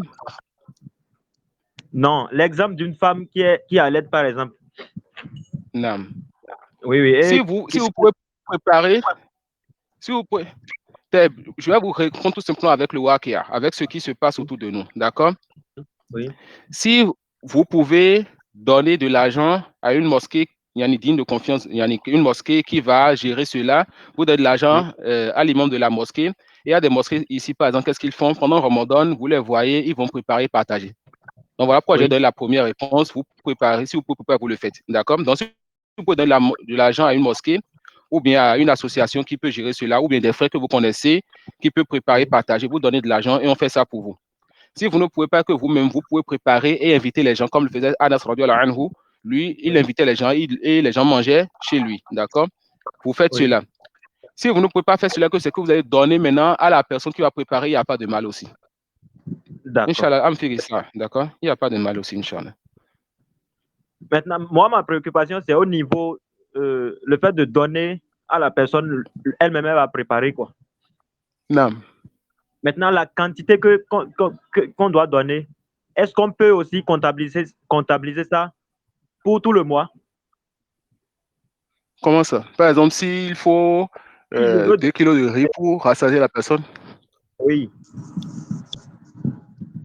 Si le mois fait 29 ou 30 jours, alors il n'y a aucun mal, Inch'Allah. D'accord. D'accord? Il n'y a aucun mal chez certains, ça, il n'y a aucun mal. Allah est bénéfique. D'accord. Non. Non, ça fait donne. Il y a une autre question?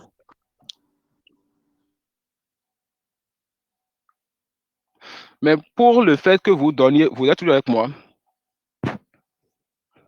Pour le fait que vous donniez ça pour tout le mois, si c'est au début du mois, certains savants, ils déconseillent cela.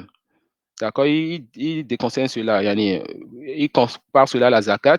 Parmi ceux qui voient que ce n'est pas permis de faire sortir la zakat avant que cela devienne obligatoire. D'autres voient la permission, mais il y a certains qui te disent que cela n'est pas permis. Et que c'est la même chose pour le jeûne aussi. Tu ne vas pas nourrir au début de Ramadan pour tout le mois. Mais à la fin du mois, oui, tu peux nourrir maintenant pour tout le mois. Donc, certains savants te disent, non, soit tu nourris chaque jour, soit tu attends la fin, peut-être tu peux attendre 10 jours et tu nourris 10 personnes. Tu attends encore 10 jours, tu nourris 10 personnes. Ensuite, les 9 ou 10 derniers jours, tu nourris 10 personnes. D'accord? Mais que tu nourrisses au début du mois pour tout le mois, certains te disent non. À condition que tu remettes l'argent maintenant à une mosquée, par exemple, qui va prendre l'argent et préparer chaque jour pour les pauvres. Vous êtes avec moi? Le frère qui a posé la question est toujours là. Non, mais je suis là. Oui. Et j'espère que quand même cette parole apaise les cœurs, quoi. Yani, si c'est que vous voulez donner des sacs de riz ou de maïs ou autre, comme vous l'avez dit, attendez 10 jours et donnez pour les 10 jours. Ou bien donnez chaque jour le sac à un pauvre. Ou bien vous attendez 10 jours et vous réunissez 10 pauvres et vous leur donnez le sac. Ou bien 5 pauvres, vous leur donnez 2 sacs par pauvre. D'accord? Et vous faites ça chaque 10 jours ou bien chaque 15 jours. Cela apaise plus le cœur, Inch'Allah. D'accord? Jazakumullah khair. S'il n'y a pas d'autres questions à s'arrêter sur ceci, Inch'Allah. Et qu'Allah nous prête longue vie dans son obéissance, on va continuer en ligne ou en présentiel après Ramadan. Wallahu a'lam. Wa subhanaka wa bihamdika ashhadu an la ilaha illa anta astaghfiruka wa atubu ilayk. Jazakumullah khairan. Et on prend la dernière question alors. Baba Ladani. Vous avez une question, Akhi Mohamed?